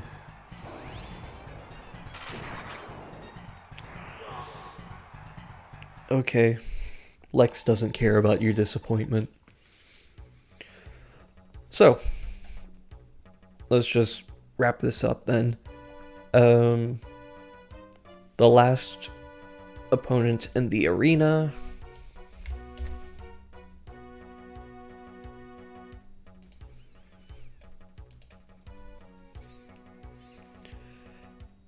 Well, I mean, Lex managed to dodge 277s once. It was just so happened to be the same time that he missed 260s beforehand. Anyways, so the last part, the last fighter in the arena after you have recruited Cullen, goes by the name Kamos.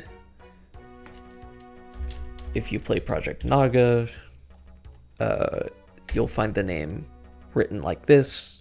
Assumedly, it's still pronounced Kamos.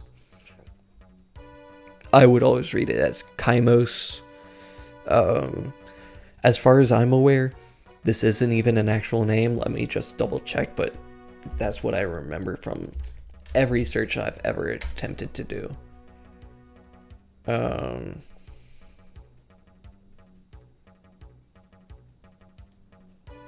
Okay, I'm seeing a company.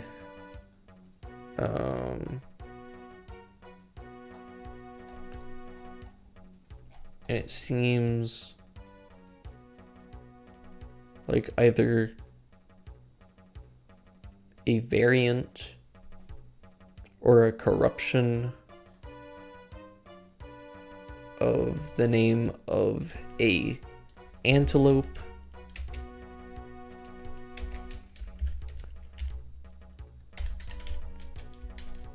This name is written like that. I have no idea if this is actually what was intended.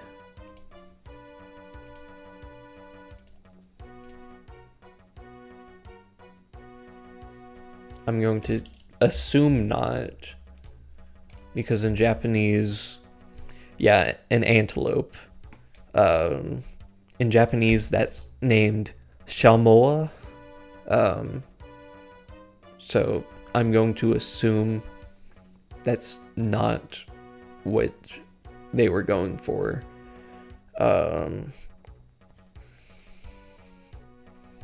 But as far as I could tell, the name Keimosu, as written in the original game,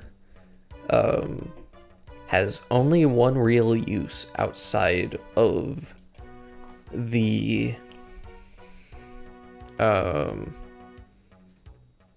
outside of that context, or outside of the context of this game. Sorry, that's what I meant. The only use of the kana I've found was for a character from a manga series that came released in 1991 called From Far Away. And I forgot to find the Japanese name.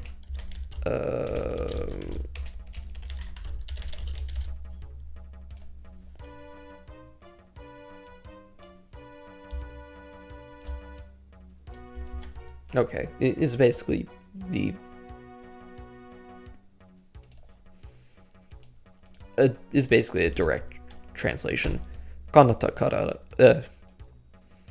tripped on myself. Kanata kara, from far away. Basically a literal translation. In this manga, a character who, to my knowledge, has his name translated into other language as Kamos, is one of the major antagonists and is a rival to a swordsman character by the name of Izark. And I mentioned this because there's actually a vague possibility that this is intentional, as Izark has his name written in Japanese as Izaku, which is also the exact same rendering used for the name of Izak, the kingdom that Hullen comes from. And Kamos is who substitutes Cullen in the arena after you beat him. So it's possible that there was actually an intended reference to this manga with this name. But at the same time, I could easily just see that being an instance of coincidence of name.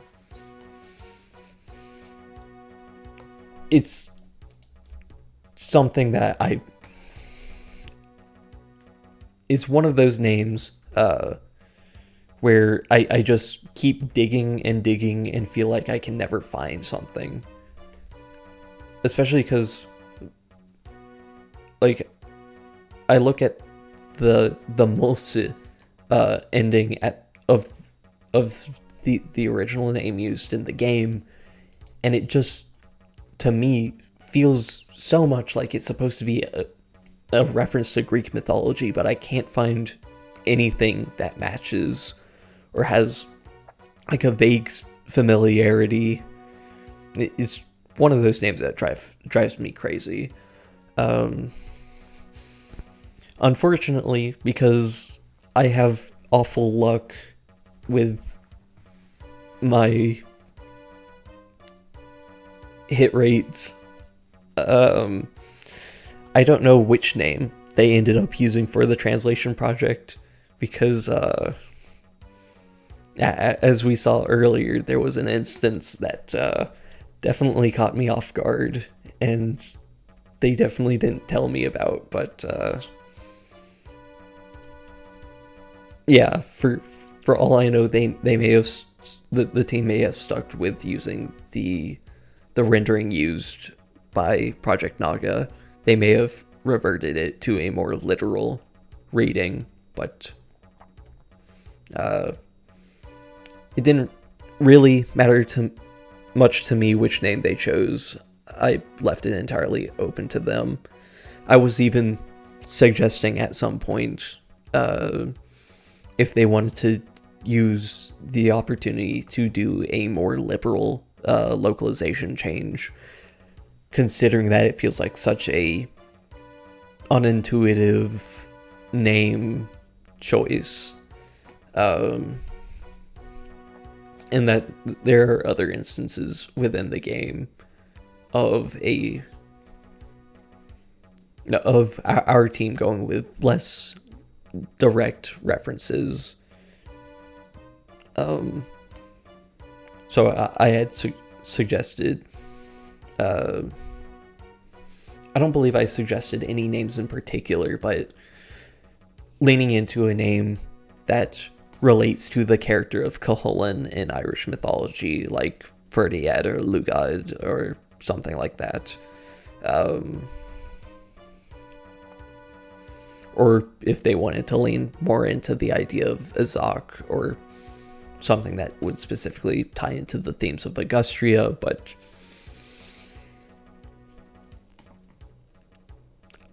in the end, we never discussed that idea further, so I assume nothing came of it. But with that, I've been streaming for just shy of 3 hours, and we got through the gauntlet of arena names. It's time to call things quits. As far as I'm aware, I'll be perfectly available to stream again next Saturday, as I've been doing. And that time we'll actually be playing the game again. Going through probably the first half of chapter 2. At least getting to High Rhine, or High Line as we call it in this patch. And there should be a lot more interesting things to talk about then, I hope, and especially should be more interesting material to talk about. But I definitely am not prepared to do a lot of that this stream. So, thank you.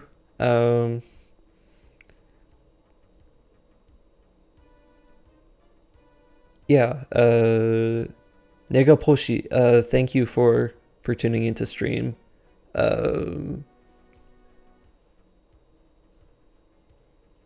And Advent, if you're still here, thank you for tuning into stream. And yeah, that's gonna be it. See y'all next time.